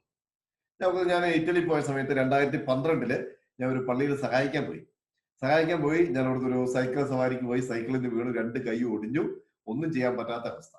ഇറ്റലിയില് ആളുകൾ റെസ്റ്റ് എടുക്കുന്നത് രാത്രി 12 മണി മുതൽ പുലർച്ചെ 8 മണി വരെയാണ്. ഞാൻ ഒരു വൈകുന്നേരം സൈക്കിളോട് ഒരു 6-6:15 ആയപ്പോൾ വീണിട്ട് ഉടനെ തന്നെ എഴുന്നേറ്റ് വയ്ക്കുമ്പോൾ സൈക്കിളിന്റെ പെടലൊക്കെ വളഞ്ഞിരിക്കുന്നുണ്ട്. അതൊക്കെ ചവിട്ടി നൂർത്തിയൊക്കെ സൈക്കിൾ ഒന്ന് ചാരി വെച്ചു. പിന്നെ ആകെ ഒരു അസ്വസ്ഥ തോന്നി. ഒരു 10 മിനിറ്റ് നടന്നു കഴിഞ്ഞപ്പോൾ ഇച്ചിരി ആശ്വാസം തോന്നി. ഞാൻ ഈ സൈക്കിളെ കയറിയിട്ട് വീണ്ടും സൈക്കിൾ ചവിട്ടി, ബ്രേക്ക് ഒന്നും പിടിച്ചിട്ട് മുറുകുന്നില്ല. ഉടനെ തന്നെ ഞാൻ ഇറങ്ങി സൈക്കിളും തള്ളി ഞാൻ ഒരു വീട്ടിൽ താമസിക്കുന്നത് 2 നില കെട്ടിടം നമ്മുടെ വികാരിച്ചന് വാടകയ്ക്ക് എടുത്ത് തന്നാണ്. അവിടെ ചെന്നു, ഒരു കുളിയൊക്കെ കഴിഞ്ഞ് ഒരു പാരസെറ്റമോളൊക്കെ കഴിച്ച് ഞാൻ കിടന്നു. ഒരു 11 മണിയായപ്പോൾ ഞാൻ എഴുന്നേറ്റ് കഴിഞ്ഞ് നോക്കിയപ്പോൾ 2 കൈമുട്ടുമാണ് പൊട്ടിയിരിക്കുന്നത്. വളരെ നന്നായിട്ട് നീര് വെച്ചിരിക്കുന്നു. അപ്പൊ ഞാൻ ഈ പഠിച്ച കാര്യം ഓർത്തു. അവർ 12 മണി തൊട്ട് 8 മണി വരെ ആൾക്കാർ റെസ്റ്റ് എടുക്കുന്നു. അപ്പൊ ഞാൻ ഇങ്ങനെ ഈ വേദനയൊക്കെ സഹിച്ച് രാത്രിയൊക്കെ ഇങ്ങനെ ഉറങ്ങാതെയൊക്കെ ഇരുന്ന് ചെലവഴിച്ച് രാവിലെ 8 മണിയായപ്പോൾ തൊട്ടടുത്ത വീട്ടിലുള്ള അപ്പാപ്പനെ അമ്മാപ്പനെ വിളിച്ചു. അവർ രണ്ടുപേരും വന്ന് കണ്ടു കഴിഞ്ഞാൽ ഉടനെ തന്നെ പറഞ്ഞു നമുക്ക് ആശുപത്രി പോകാന്ന് പറഞ്ഞു. ആശുപത്രി പോയി. ഞാൻ ചെന്നു, ആശുപത്രി മുമ്പിൽ ഇറങ്ങി, ഉടനെ ഒരു വീൽ ചെയർ കൊണ്ട് നമ്മളെ കയറ്റി ഇരുത്തി രജിസ്ട്രേഷൻ ചെന്നു, രജിസ്റ്റർ ചെയ്തു, എക്സ്റേ എടുത്തു. എക്സ്റേ എടുത്തു കഴിഞ്ഞാൽ മനസ്സിലായി 2 കൈ ഒടിഞ്ഞിട്ടുണ്ട്. 2 കൈ ഒടിഞ്ഞ് അവര് വീൽ ചെയർ നേരെ എടുത്ത് പ്ലാസ്റ്റർ ഇടാൻ വേണ്ടി കൊണ്ടുപോയി. പ്ലാസ്റ്റർ ഒക്കെ ഇട്ട് വീൽ ചെയറിൽ ഇരുത്തി എന്നെ കാറിന്റെ അടുത്ത് കൊണ്ടുവന്ന് കാറിൽ കയറ്റി ഇരുത്തി സീറ്റ് ബെൽറ്റ് ഫിറ്റ് ചെയ്തിട്ട് അവർ പറഞ്ഞു ഓക്കെ പോയിക്കോളാം. പിറ്റലിയെ സംബന്ധിച്ച് എമർജൻസിയിൽ ആര് ചെന്നാലും എത്ര വലിയ എക്സ്പെൻസ് ആണെങ്കിലും ടോട്ടലി ഫ്രീ, ഒന്നും കൊടുക്കേണ്ടതാണ്. നമുക്കറിയാം കേരളത്തിലെ സാഹചര്യം അനുസരിച്ച് 24 മണിക്കൂർ ചികിത്സ ഫ്രീ ആണ്. 24 മണിക്കൂർ ശേഷമായിരിക്കും മിക്കവാറും കേരളത്തിലെ വലിയ ചികിത്സകളൊക്കെ തുടങ്ങുന്നത്. അതുകൊണ്ട് നമുക്ക് സ്വന്തമായിട്ടുണ്ടെങ്കിൽ നമുക്ക് നന്നായിട്ട് ചെയ്യാൻ പറ്റും എന്നുള്ളതാണ്. അതുകൊണ്ട് വളരെ ചുരുക്കത്തിൽ ക്ലാസ് കഴിയുന്നില്ല, നമ്മുടെ 7 വരെയാണ്. നമുക്കിതാണ് സി ഇൻകം. അപ്പൊ നമ്മുടെ വരുമാനം എന്താണെന്ന് കൃത്യമായിട്ട് മനസ്സിലാക്കുക, അതിന്റെ എക്സ്പെൻസ് നമ്മൾ കൃത്യമായിട്ട് ഡിവൈഡ് ചെയ്യുക, സമ്പാദ്യം ഉണ്ടാകുക, ജീവകാരുണ്യ പ്രവർത്തനങ്ങൾ നടത്തുക എന്നതാണ് നമ്മുടെ സാമ്പത്തിക കാര്യത്തിന്റെ ഫാമിലി ബഡ്ജറ്റിന്റെ ഒന്നാമത്തെ പാർട്ട്. രണ്ടാമത്തെ പാർട്ട് എന്ന് പറയുന്നത് നമ്മൾ വളരെ ശ്രദ്ധിക്കേണ്ട 2-3 മേഖലകളാണ്. ഒന്നാമത്തേത് ആൽക്കഹോളിസമാണ്. അതായത് നമുക്ക് വരുമാനം കൃത്യമായിട്ട് ചിലവഴിക്കുക എന്നതുപോലെ തന്നെ പ്രധാനപ്പെട്ടതാണ് അനാവശ്യ ചിലവുകൾ ഒഴിവാക്കുക എന്നത്. നമുക്കറിയാം നമ്മുടെ ആൽക്കഹോളിസം എന്ന് നമുക്കറിയാം നമ്മുടെ ഇടവകയില്, നമ്മുടെ കുടുംബങ്ങളിലൊക്കെ, നമ്മുടെ സമൂഹത്തിൽ പുരുഷന്മാരെ കുറെയൊക്കെ ബാധിക്കുന്ന ഒരു കാര്യമാണ്. എല്ലാ പുരുഷന്മാരുമല്ല, ഇന്ന് ഭയങ്കര വ്യത്യാസമാണ്. കുറെ നല്ല ആദർശതയിലുള്ള ചെറുപ്പക്കാര് മദ്യം ഉപയോഗിക്കാതെ കഴിയുന്നവരൊക്കെ ധാരാളമുണ്ട്. എന്നാലും പുരുഷന്മാരെ സംബന്ധിച്ച് ഒരു പ്രശ്നം തന്നെയാണിത്. നമുക്കറിയാം കുടുംബത്തില്, നമുക്ക് കേരളത്തില് ഈ പണ്ട് നമ്മുടെ പള്ളികളിലൊക്കെ മദ്യവിരുദ്ധ സമിതി ഉണ്ടായിരുന്നു, നമ്മുടെ സംസ്ഥാനത്തുണ്ടായിരുന്നു, പല പല സംഘടനകളൊക്കെ ഉണ്ടായിരുന്നു. ഇപ്പൊ ഇന്ന് ഈ സംഘടനകളൊക്കെ ഉണ്ടെങ്കിലും അതൊക്കെ വളരെ ഇനാക്റ്റീവ് ആണ്. അതിന് കാരണം പറയുന്നത് ഈ സംഘടന ഉണ്ടെന്നും വലിയ കാര്യമില്ല എന്നുള്ളതാണ്. അതുകൊണ്ട് എനിക്കും പറയാനുള്ളതാണ്, നമ്മുടെ സംഘടന കൊണ്ടോ, നമ്മുടെ സമാപരമായ സംഘടന കൊണ്ടോ, സാമൂഹ്യമായ സംഘടനകൾ കൊണ്ടോ ഒന്നും അവരുടെ പ്രവർത്തനങ്ങൾ കൊണ്ടും മദ്യപാനത്തിൽ യാതൊരു വ്യത്യാസം വരികയില്ല. എന്തെങ്കിലും വ്യത്യാസം വരണമെന്നുണ്ടെങ്കിൽ ഓരോ വ്യക്തിയും സ്വന്തമായിട്ട് തീരുമാനിക്കുക എന്നത് മാത്രമാണ് ഒരു തീരുമാനം നടപ്പിലാക്കാൻ സാധിക്കുന്നത്. ഇനി ഗവൺമെന്റ് പോളിസി നമുക്ക് നോക്കാം. നമ്മുടെ കമ്മ്യൂണിസ്റ്റുകൾ ഇപ്പോഴത്തെ ഗവൺമെന്റ് ഭരണത്തിൽ വന്ന സമയത്ത് ഞങ്ങള് ഘട്ടം ഘട്ടമായിട്ട് മദ്യപാനം നിർത്തും, ആളുകളെ ബോധവൽക്കരിക്കും എന്നൊക്കെ പറഞ്ഞു. പക്ഷെ അതിനുശേഷം ഗവൺമെന്റ് പോളിസിയിൽ വ്യത്യാസമുണ്ട്. ഇന്ന് കേരള ഗവൺമെന്റ് ഫോളോ ചെയ്യുന്ന പോളിസി എന്ന് പറയുന്നത് 10,000-ൽ കൂടുതൽ അംഗങ്ങളുള്ള പഞ്ചായത്തുകളിൽ ബിവറേജ് ഔട്ട്ലെറ്റ് സ്ഥാപിക്കാം എന്നതാണ് ഗവൺമെന്റ് പോളിസിയാണ്. അപ്പൊ അതുകൊണ്ട് കേരളത്തിൽ നമുക്കറിയാം, ഇപ്പൊ പഞ്ചായത്ത് തെരഞ്ഞെടുപ്പ് നിങ്ങൾ എല്ലാവരും ഇന്ന് വോട്ട് ചെയ്തിട്ടുണ്ടെന്ന് വിചാരിക്കുന്നു. 941 പഞ്ചായത്തുകളാണുള്ളത്. 941 പഞ്ചായത്തുകളിൽ 929 പഞ്ചായത്തുകളിലും 10,000-ൽ കൂടുതൽ അംഗങ്ങളുണ്ട്. വെറും 12 പഞ്ചായത്തിൽ മാത്രമേ 10,000-ൽ താഴെ അംഗങ്ങളുള്ളൂ. ഇനി 10,000-ൽ താഴെ അംഗങ്ങളുള്ള പഞ്ചായത്തിൽ നിന്ന് ഒരു 4-5 കിലോമീറ്റർ മാക്സിമം യാത്ര ചെയ്ത് കഴിഞ്ഞാൽ ബിവറേജ് ഔട്ട്ലെറ്റിനടുത്ത് എത്തുകയും ചെയ്യും.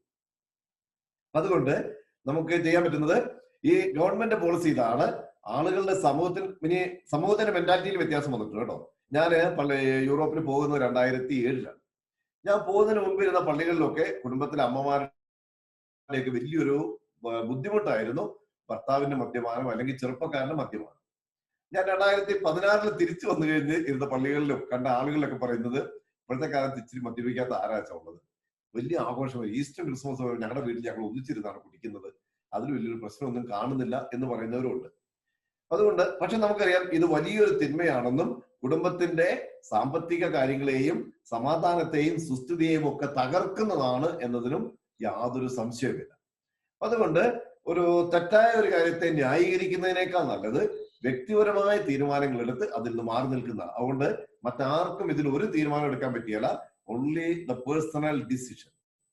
ഇനി പ്രിയപ്പെട്ട ചെറുപ്പക്കാരെ, പ്രിയപ്പെട്ട സഹോദരന്മാരെ, നിങ്ങൾ നിങ്ങളുടെ കുടുംബത്തിന് വേണ്ടി ഇങ്ങനെ ഒരു തീരുമാനം എടുക്കുന്നുണ്ടെങ്കിൽ അതുവഴി നിങ്ങളുടെ കുടുംബത്തെ നിങ്ങൾ രക്ഷിക്കുന്നു, ദൈവാനുഗ്രഹം ധാരാളം കിട്ടുന്ന ഒരു അവസരമായിട്ട് മാറുകയും ചെയ്യും. അതുകൊണ്ട് ഈ മദ്യപാനത്തിന്റെ കാര്യത്തില് ആരും അടിമകളാകരുത് എന്നത് പ്രത്യേകമായിട്ട് ഓർമ്മിപ്പിക്കുകയാണ്. രണ്ടാമത്തെ നമ്മുടെ ഫാഷൻ ഭ്രമമാണ്. നമുക്കറിയാം നമ്മുടെ സ്ത്രീകളെ സംബന്ധിച്ച്, പെൺകുട്ടികളെ സംബന്ധിച്ച് അല്പം ഫാഷൻ ഭ്രമമൊക്കെ ഉണ്ട്. ഒരു പരിധി വരെ നല്ലതാണ്. കാരണം ഈ ഫാഷൻ ഭ്രമമാണ് നമ്മുടെ സഹോദരിമാരെ, നമ്മുടെ അമ്മമാരെ, നമ്മുടെ അനിയത്തിമാരെയൊക്കെ നല്ല സുന്ദരിമാരായിട്ട് നടക്കാനായിട്ട് അവരെ പ്രേരിപ്പിക്കുന്നത്. സ്ത്രീകളെ സംബന്ധിച്ച് വളരെ പ്രധാനപ്പെട്ടതാണ് നന്നായിട്ട് സമൂഹ മധ്യേ പ്രത്യക്ഷപ്പെടുക എന്നത്. ആരും നെഗറ്റീവായിട്ട് പറയുന്ന കാര്യമല്ല. പക്ഷേ അത് ഒരു പരിധി വിട്ടു പോകരുത്. അതൊരു ഫാഷൻ ഭ്രമമായി കുടുംബത്തിന്റെ സാമ്പത്തിക കാര്യങ്ങളെ ബാധിക്കുന്ന ഒരു കാര്യമായിട്ട് മാറരുത് എന്നതാണ് ഞാൻ പറയാൻ ഉദ്ദേശിക്കുന്നത്. അപ്പൊ എനിക്ക് പരിചയമുള്ള ഒരു സഹോദരി, ആ സഹോദരിയുടെ അമ്മ മരിച്ചു കഴിഞ്ഞപ്പോ 1-2 ദിവസം കഴിഞ്ഞപ്പോ എനിക്കൊരു ഫോൺ വന്നു, അച്ഛൻ എന്താണ് ഫ്രീ ആയിട്ടുള്ളത്? അപ്പൊ ഞാൻ എന്താണ് കാര്യം ചോദിച്ചപ്പോൾ അമ്മച്ചി ഉപയോഗിച്ചിട്ടുള്ള കുറെ ഡ്രസ്സ് ഉണ്ട്, ഒരു 5-6 പാസ്തപ്പെട്ടി നിറച്ച് കെട്ടിവെച്ചു, എന്നിട്ടും തീരുന്നില്ല. നമുക്ക് അതെല്ലാം കൂടെ അച്ഛൻ ഫ്രീ ആയിട്ടുള്ള ദിവസം ഏതെങ്കിലും ഒരു അനാഥ മന്ദിരത്തിൽ കൊണ്ടുപോയി കൊടുക്കണം. അതുപോലെ ഞാൻ കുറച്ചു കാലങ്ങൾക്ക് മുമ്പ് ഞാൻ മണ്ണാർക്കാട് ഫൊറോനയിൽ മാതൃസംഘത്തിന്റെ ഡയറക്ടറായിരുന്നു. ആ സമയത്ത് 2017 വലിയ വെള്ളപ്പൊക്കം ഉണ്ടായ സമയത്ത് ഞങ്ങൾ മാതൃസംഘം കൂടി നമുക്ക് എന്തെല്ലാമാണ് ചെയ്യാൻ സാധിക്കുകയെന്ന് ചോദിച്ചു. അപ്പൊ ഒരു അമ്മച്ചി വളരെ നിഷ്കളങ്കതയോടെ പറഞ്ഞതാണ്, അച്ഛാ എനിക്ക് 10 ജോഡി ചെരുപ്പുണ്ട്, ഞാൻ പുതിയൊരു ജോഡി ചെരുപ്പ് മേടിക്കാൻ ഉദ്ദേശിക്കുന്നുണ്ട്, അത് ഞാൻ ഈ ആളുകൾക്ക് സഹായമായിട്ട് ചെയ്തു തരാം, അങ്ങനെ സഹായിക്കാൻ പറ്റുന്നുണ്ട്. ഞാൻ പറഞ്ഞത് സ്ത്രീകളെ സംബന്ധിച്ച് ഒരു ഫാഷൻ ഭ്രമം ഉണ്ട് എന്നത് നമുക്കറിയാം. പക്ഷേ അത് കുടുംബത്തിന്റെ ഒരു പ്രശ്നമായിട്ട്, പ്രതിസന്ധിയായിട്ട്, ബുദ്ധിമുട്ടായിട്ട് വരാതിരിക്കാൻ ശ്രദ്ധിക്കേണ്ടതാണ്.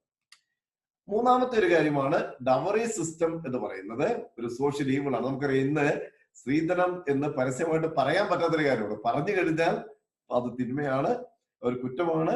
കൊടുക്കുകയോ വാങ്ങുകയോ ചെയ്താൽ കുറ്റമാണ്. നമുക്കറിയാം നിയമം മൂലം നിരോധിച്ചിരിക്കുന്നതാണ്. പക്ഷെ നമുക്കറിയാം ഇന്ന് സമൂഹത്തിൽ ഇന്ന് നിലനിൽക്കുന്നുണ്ട്. അപ്പൊ ഇപ്പൊ നമ്മൾ പറയുന്ന പേര് ഒരു ജീവനാംശം എന്നൊക്കെയാണ്. പെൺകുട്ടിക്ക് മാതാപിതാക്കന്മാർ നൽകുന്ന ജീവനാംശം, അല്ലെങ്കിൽ മാതാപിതാക്കന്മാരുടെ സ്വത്തിന്റെ അവകാശം, ആ ഭാഗം എന്നൊക്കെ പറഞ്ഞാൽ നമുക്ക് നമ്മളെ പ്രാക്ടീസിൽ വ്യത്യാസം വന്നിട്ടില്ല, നമ്മൾ ഉപയോഗിക്കുന്ന ടേമിൽ വ്യത്യാസം വന്നത് മാത്രമേ. അതുകൊണ്ട് ടേം മാറി കഴിയുമ്പോൾ നിയമപരമായിട്ട് നമുക്കൊന്നും ചെയ്യാൻ പറ്റുകയില്ല. ഇവിടെ നമ്മൾ കാണുന്ന വലിയൊരു വിരോധാഭാസം എന്ന് പറയുന്നത് ഈ സ്ത്രീധനം എന്ന് പറഞ്ഞു, അല്ലെങ്കിൽ ജീവനാംശം എന്ന് പറയുന്നത് മേടിക്കുന്ന തുക മുഴുവൻ ഒറ്റ ദിവസം കൊണ്ട് പല ആണുങ്ങളെ സംബന്ധിച്ചും പുരുഷന്മാരുടെ ഭർത്താക്കന്മാരുടെ വീടുകളെ സംബന്ധിച്ചും ഈ കിട്ടുന്ന തുക മുഴുവൻ ഒറ്റ ദിവസം കൊണ്ട് ചിലവാക്കി. ദൈവാനുഗ്രഹം കോവിഡ് വന്നതുകൊണ്ട് ഈ ഭക്ഷണം, വസ്ത്രം തുടങ്ങിയ കാര്യങ്ങളൊക്കെ, ഭക്ഷണത്തിന്റെ ആഘോഷ പരിപാടികൾ വളരെയധികം വ്യത്യാസം വന്നിട്ടുണ്ട്. പക്ഷേ ചിലപ്പോൾ നമുക്കറിയാം ഈ ആളുകള് ഗവൺമെന്റ് 100 പേരെന്ന് പറഞ്ഞു കഴിഞ്ഞാൽ നമുക്കറിയാം ഈ ഗവൺമെന്റ് പല കാര്യങ്ങൾ ചെയ്താലും നമ്മൾ ഭയങ്കര ബുദ്ധിയുള്ളവരാണ്. ഈ അടുത്ത ഇടയ്ക്ക് നടന്ന ഒരു കല്യാണത്തിന് അവർ അധികം പേരെ വിളിച്ചില്ല. പക്ഷെ കല്യാണത്തിന് ഗസ്റ്റിലെ ഒരു 3-4 ഭാഗത്തേക്ക് വിളിച്ചു.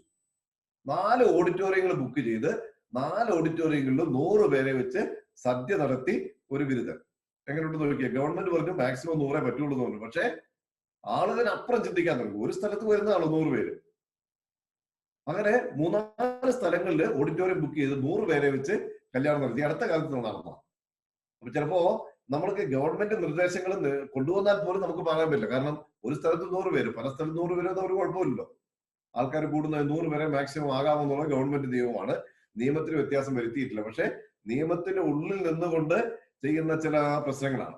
അപ്പോൾ പ്രിയമുള്ളവർ, ഞാൻ ഇവിടെ പറയാൻ ഉദ്ദേശിക്കുന്നത്, നിങ്ങൾക്ക് ഈ പെൺകുട്ടിയുടെ വീട്ടിൽ നിന്ന് ജീവനാവശ്യമായിട്ട് കിട്ടുന്ന എന്തെങ്കിലും ആയിക്കോട്ടെ, നിങ്ങൾ ആൺകുട്ടിയെ പ്രത്യേകിച്ച് നിങ്ങൾക്ക് എത്ര പേരെ വിളിക്കാൻ പറ്റുമോ അത്ര പേരെ മാത്രം വിളിച്ചാൽ മതി. നാട്ടുകാരെ മുഴുവൻ വിളിച്ച് ഈ പെൺകുട്ടികളുടെ വീട്ടിൽ നിന്ന് കിട്ടുന്ന പണം കൊണ്ട് സദ്യ നടത്തി ഒറ്റ ദിവസം കൊണ്ട് നിങ്ങൾ അവസാനിപ്പിക്കരുത്. ഞാൻ യൂറോപ്പിലുണ്ടായ സമയത്ത് ഒരു കല്യാണത്തിന് പോയത്, കല്യാണം കഴിഞ്ഞ സദ്യക്ക് പോയത് 14 പേരാണ്. വേറെ സ്ഥലത്ത് സദ്യക്ക് പോയത് 140-120 പേരാണ്. അവരെ സംബന്ധിച്ച് വളരെ ലിമിറ്റഡ് ആണ്. ഓരോരുത്തരെ സാമ്പത്തിക സ്ഥിതിക്ക് അനുസരിച്ച് മാത്രം ചെലവ് ചെയ്യുന്ന രീതിയാണ്. ഇനി നിങ്ങൾ നോക്കി വെച്ചോ, നിങ്ങൾ 10, 100, 500, 1000 പേർക്ക് സദ്യ കൊടുക്കുക. നിങ്ങളുടെ അത്യാവശ്യ ഘട്ടത്തിൽ സഹായിക്കാൻ ഇതിലൊരു 50 പേര് പോലും കാണിയല്ല. എന്തിനാ പ്രിയമുള്ളവർ വെറുതെ നമ്മളൊരു ചെലവ് ചെയ്ത് ഒരു ബാധ്യത വരുത്തി പിന്നെ ആ കടം വീട്ടാൻ വേണ്ടി മുഴുവൻ നമ്മൾ കഷ്ടപ്പെടുന്നത്. അപ്പോൾ നിങ്ങൾ ചെയ്യേണ്ടത്, ഇങ്ങനെ പെൺകുട്ടിയുടെ വീട്ടിൽ നിന്ന് കിട്ടുന്ന സ്ത്രീധനമോ എന്തെങ്കിലും ആയിക്കോട്ടെ, just keep it as an income generating project. നിങ്ങളുടെ കുടുംബത്തിന് വരുമാനം വർദ്ധിപ്പിക്കാൻ പറ്റുന്ന ഒരു ക്യാപിറ്റലായിട്ട് നിങ്ങൾക്കത് സൂക്ഷിച്ചു വെക്കാൻ പറ്റുകയാണെങ്കിൽ നിങ്ങളുടെ കുടുംബത്തെ സംബന്ധിച്ച് ഉപകാരമുണ്ടാകും. അല്ലെങ്കിൽ നിങ്ങളെ സംബന്ധിച്ച് അത് ഒറ്റ ദിവസം കൊണ്ട് ചെലവഴിച്ചും ഒന്നുമില്ലാതെ പിന്നെ നിങ്ങളെ കടം വീട്ടാൻ വേണ്ടി ജീവിതകാലം മുഴുവൻ കഷ്ടപ്പെടുന്ന അവസ്ഥയിലേക്ക് വരും. അതുകൊണ്ട് സാമ്പത്തിക കാര്യങ്ങൾ വളരെ പ്രധാനപ്പെട്ടതാണ്. വിവേകത്തോടു കൂടി മാത്രമേ ചെയ്യാവൂ. നിങ്ങൾ നന്നായിട്ട് ശ്രദ്ധിക്കുക എന്നത് പറയുകയാണ്. ചുരുക്കത്തിൽ എനിക്ക് പറയാനുള്ളതാണ്, നമ്മുടെ ദൈവമാണ് എല്ലാ നന്മയുടെയും അടിസ്ഥാനം എന്ന് പറയുന്നത്. നമ്മുടെ സമ്പത്തിന്റെ അടിസ്ഥാനവും ദൈവമാണ്. അതുകൊണ്ട് ദൈവം നൽകുന്ന അനുഗ്രഹങ്ങൾ പ്രാപിച്ച് ദൈവത്തോട് നന്ദി പറഞ്ഞ് ജീവിക്കുക, ഒപ്പം ജീവകാരുണ്യ പ്രവർത്തനങ്ങൾ ചെയ്യാനായിട്ട് പരിശ്രമിക്കുകയും ചെയ്യുക. ഇതാണ് എന്റെ ക്ലാസിന്റെ ചുരുക്കം. നമ്മൾ പറഞ്ഞ സമയത്തിലേക്ക് വരുന്നു. ആർക്കെങ്കിലും എന്തെങ്കിലും ചോദിക്കാനുണ്ട്, സംശയങ്ങൾ ഉണ്ടെങ്കിൽ ഒന്ന് ക്ലാരിഫൈ ചെയ്യാനുള്ള സമയം. ഇല്ലെങ്കിൽ നമുക്ക് ഒരു പ്രാർത്ഥനയോടെ അവസാനിപ്പിക്കാം. നിങ്ങൾക്ക് മൈക്കൊക്കെ അൺമ്യൂട്ട് ചെയ്ത് എന്തെങ്കിലും പറയാനോ ചോദിക്കാനുണ്ടെങ്കിൽ. ഹലോ. ഹലോ. അച്ഛാ, ഈശോ മിശിഹായ്ക്ക് സ്തുതിയായിരിക്കട്ടെ. സ്തുതിയായിരിക്കട്ടെ. എനിക്കൊരു ചോദ്യമല്ല ചോദിക്കാനുള്ളത്, ഒരു കാര്യം ഒന്ന് ജസ്റ്റ് സന്തോഷം തോന്നുന്ന ഒരു കാര്യം കേട്ട സമയത്ത്, അതായത് 90% മുകളിൽ മാർക്കുള്ള കുട്ടികൾക്ക് ഫ്രീ ആയിട്ട് എഡ്യൂക്കേഷൻ കൊടുക്കും, അല്ലെങ്കിൽ ഡിഗ്രി എഡ്യൂക്കേഷൻ യുവക്ഷേത്രം പ്രൊവൈഡ് ചെയ്യുന്നുണ്ടെന്ന് കേട്ട സമയത്തെ ഒത്തിരി സന്തോഷം തോന്നി. അതായത് നമ്മൾ പിന്നെ എഡ്യൂക്കേഷൻ വൈസിൽ നമ്മൾ പുറകോട്ട് പ്രധാനമായിട്ട് കാര്യം, ഞാൻ ഒത്തിരി അതിന്റെ സ്റ്റഡിയും കുറെ പഠനങ്ങളൊക്കെ വായിച്ചിട്ടുണ്ട്. അതിൽ പ്രധാനമായിട്ട് പറയുന്നത് റിസർവേഷൻ നമുക്കില്ലായിരുന്നു എന്നുള്ള കാര്യമാണ്. ഇപ്പൊ സാമ്പത്തികമായിട്ട് റിസർവേഷൻ വന്നല്ലോ നമുക്ക്, അതുകൊണ്ട് കുറെ ഗുണപ്രദമായിട്ടൊരു മാറ്റം വരും. അതോടൊപ്പം തന്നെ ഡിഗ്രി തലത്തിലേലും പഠിച്ചു കഴിഞ്ഞാലാണ് നമ്മൾ UPSC ആണെങ്കിലും PSC ആണെങ്കിലും സിവിൽ സർവീസ് ആണെങ്കിലും മുന്നോട്ട് പോകാൻ പറ്റുള്ളൂ. പല കുട്ടികളും ഡിപ്ലോമ രീതിയിൽ നിർത്തി കഴിയുന്നത് പ്രധാനപ്പെട്ട സാമ്പത്തികത്തിന് കുറവാണ്. ഈ 90% കുട്ടികൾക്ക് ഫ്രീ ആയിട്ട് കൊടുക്കുന്നത് ഒത്തിരി നല്ലൊരു കാര്യമായിട്ട്, ഒരു ദൈവാനുഗ്രഹമായിട്ടാണ് ഞാൻ കാണുന്നത്. അത് മാത്രമേ പറയാത്ത സന്തോഷം തോന്നിയത് കേട്ടപ്പോ. ഒരു ട്രസ്റ്റിന്റെ മീറ്റിംഗിൽ ഒരു ആശയം വന്നപ്പോൾ പിതാവ് പറഞ്ഞു അത് നമ്മൾ ചെയ്യേണ്ടത് വളരെ അത്യാവശ്യമാണ്. അതുകൊണ്ട് അടുത്ത വർഷം ഡിഗ്രി അഡ്മിഷൻ വരുന്ന സമയത്ത് വികാരിയത്തിന്റെ എഴുത്തും മാർക്ക് ലിസ്റ്റിന്റെ കോപ്പി ആയിട്ട് വന്നു കഴിഞ്ഞാൽ നമ്മള് ഈ യുവക്ഷേത്രത്തിൽ കൊടുക്കുന്ന യൂണിവേഴ്സിറ്റിയിൽ കുറച്ച് ഫീസുകൾ ഉണ്ടാകും. യൂണിവേഴ്സിറ്റിയിൽ ഞാൻ കാലിക്കറ്റ് യൂണിവേഴ്സിറ്റി PhD കഴിഞ്ഞാണ്. ആ സമയത്ത് യൂണിവേഴ്സിറ്റി തലത്തിലേക്ക് എത്തിക്കഴിഞ്ഞ ഇഷ്ടംപോലെ സ്കോളർഷിപ്പുകളുണ്ട്. പക്ഷെ ഒരു ഡിഗ്രി തലത്തിലാണ് നമ്മൾ അവരെ കയറ്റിക്കൊണ്ട് വരേണ്ടത്. അപ്പൊ അതിന് ഒത്തിരി ഗുണപ്രദമായ മാറ്റം വരും എന്നുള്ള കാര്യത്തിൽ ഒരു സംശയമില്ല. ഓക്കെ, ഒത്തിരി അധികം സന്തോഷം കേട്ടത്. Very good, thank you. നമ്മുടെ രൂപതക്കാരാകണമെന്ന് മാത്രമേ ഉള്ളൂ. പാലക്കാട് രൂപതയിലെ കത്തോലിക്ക കുടുംബങ്ങളിൽ നിന്നുള്ളവരാണെങ്കിൽ ഈ സ്കോളർഷിപ്പിന് അവർക്ക് യോഗ്യതയുള്ളതാണ്. Okay, thank you.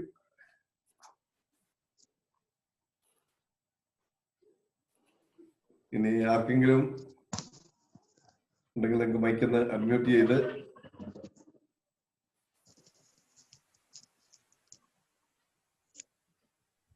അച്ഛ ഈശംശയ്ക്ക് സ്തുതിയായിരിക്കട്ടെ. അച്ഛ ഡൗട്ട് അല്ല, അച്ഛൻ ആ ഒരു ഏണസ്റ്റ് ഏഞ്ചൽ ലോ പറഞ്ഞില്ലേ, അതില് അച്ഛൻ ഫസ്റ്റ് പോയിന്റ് പറഞ്ഞത് ബേസിക് നീഡ്സില് കൂടും എന്നല്ലേ? പക്ഷെ എനിക്ക് തോന്നുന്നു സ്ലൈഡില് ഡിക്രീസസ് എന്നാണ് എഴുതിയിരിക്കുന്നത്. അപ്പൊ ചിലപ്പോ അതൊന്ന് നമുക്കൊരു കൺഫ്യൂഷൻ വരാൻ ചാൻസ് ഉണ്ട്. അച്ഛൻ പറഞ്ഞത് കൂടും എന്നാണ്, പക്ഷെ അതിൽ ഡിക്രീസ്ഡ് എന്നാണ് എഴുതിയിട്ടുണ്ടായിരുന്നത് കേട്ടോ. അതൊന്ന് ശരിയാക്കണം.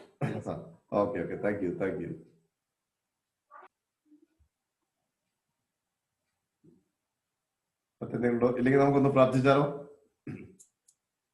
ഓക്കെ, നമുക്ക് നിങ്ങളുടെ മനസ്സിൽ നിങ്ങളുടെ മൈക്കിനെ അഡ്മിറ്റ് ചെയ്ത് നമുക്ക് ഒന്നിച്ച് പ്രാർത്ഥിക്കാം. നമ്മൾ കേട്ട ഈ കാര്യങ്ങളെ കുറിച്ച് ഒന്നുകൂടെ നമ്മുടെ മനസ്സിലേക്ക് കൊണ്ടുവരാം. നമ്മുടെ ഫാമിലി ബഡ്ജറ്റ് കുടുംബത്തിന്റെ മൊത്തത്തിലുള്ള ഒരു അഫെയർ ആണ് എന്ന് പറഞ്ഞു. എല്ലാവരും ഒന്നിച്ച് ചെയ്യുന്നത്, കുടുംബത്തിലെ ഭാര്യാഭർത്താക്കന്മാരും മക്കളും എല്ലാവരും ഒന്നു ചേർന്ന് ചെയ്യുന്ന ഒരു കാര്യമാണ്.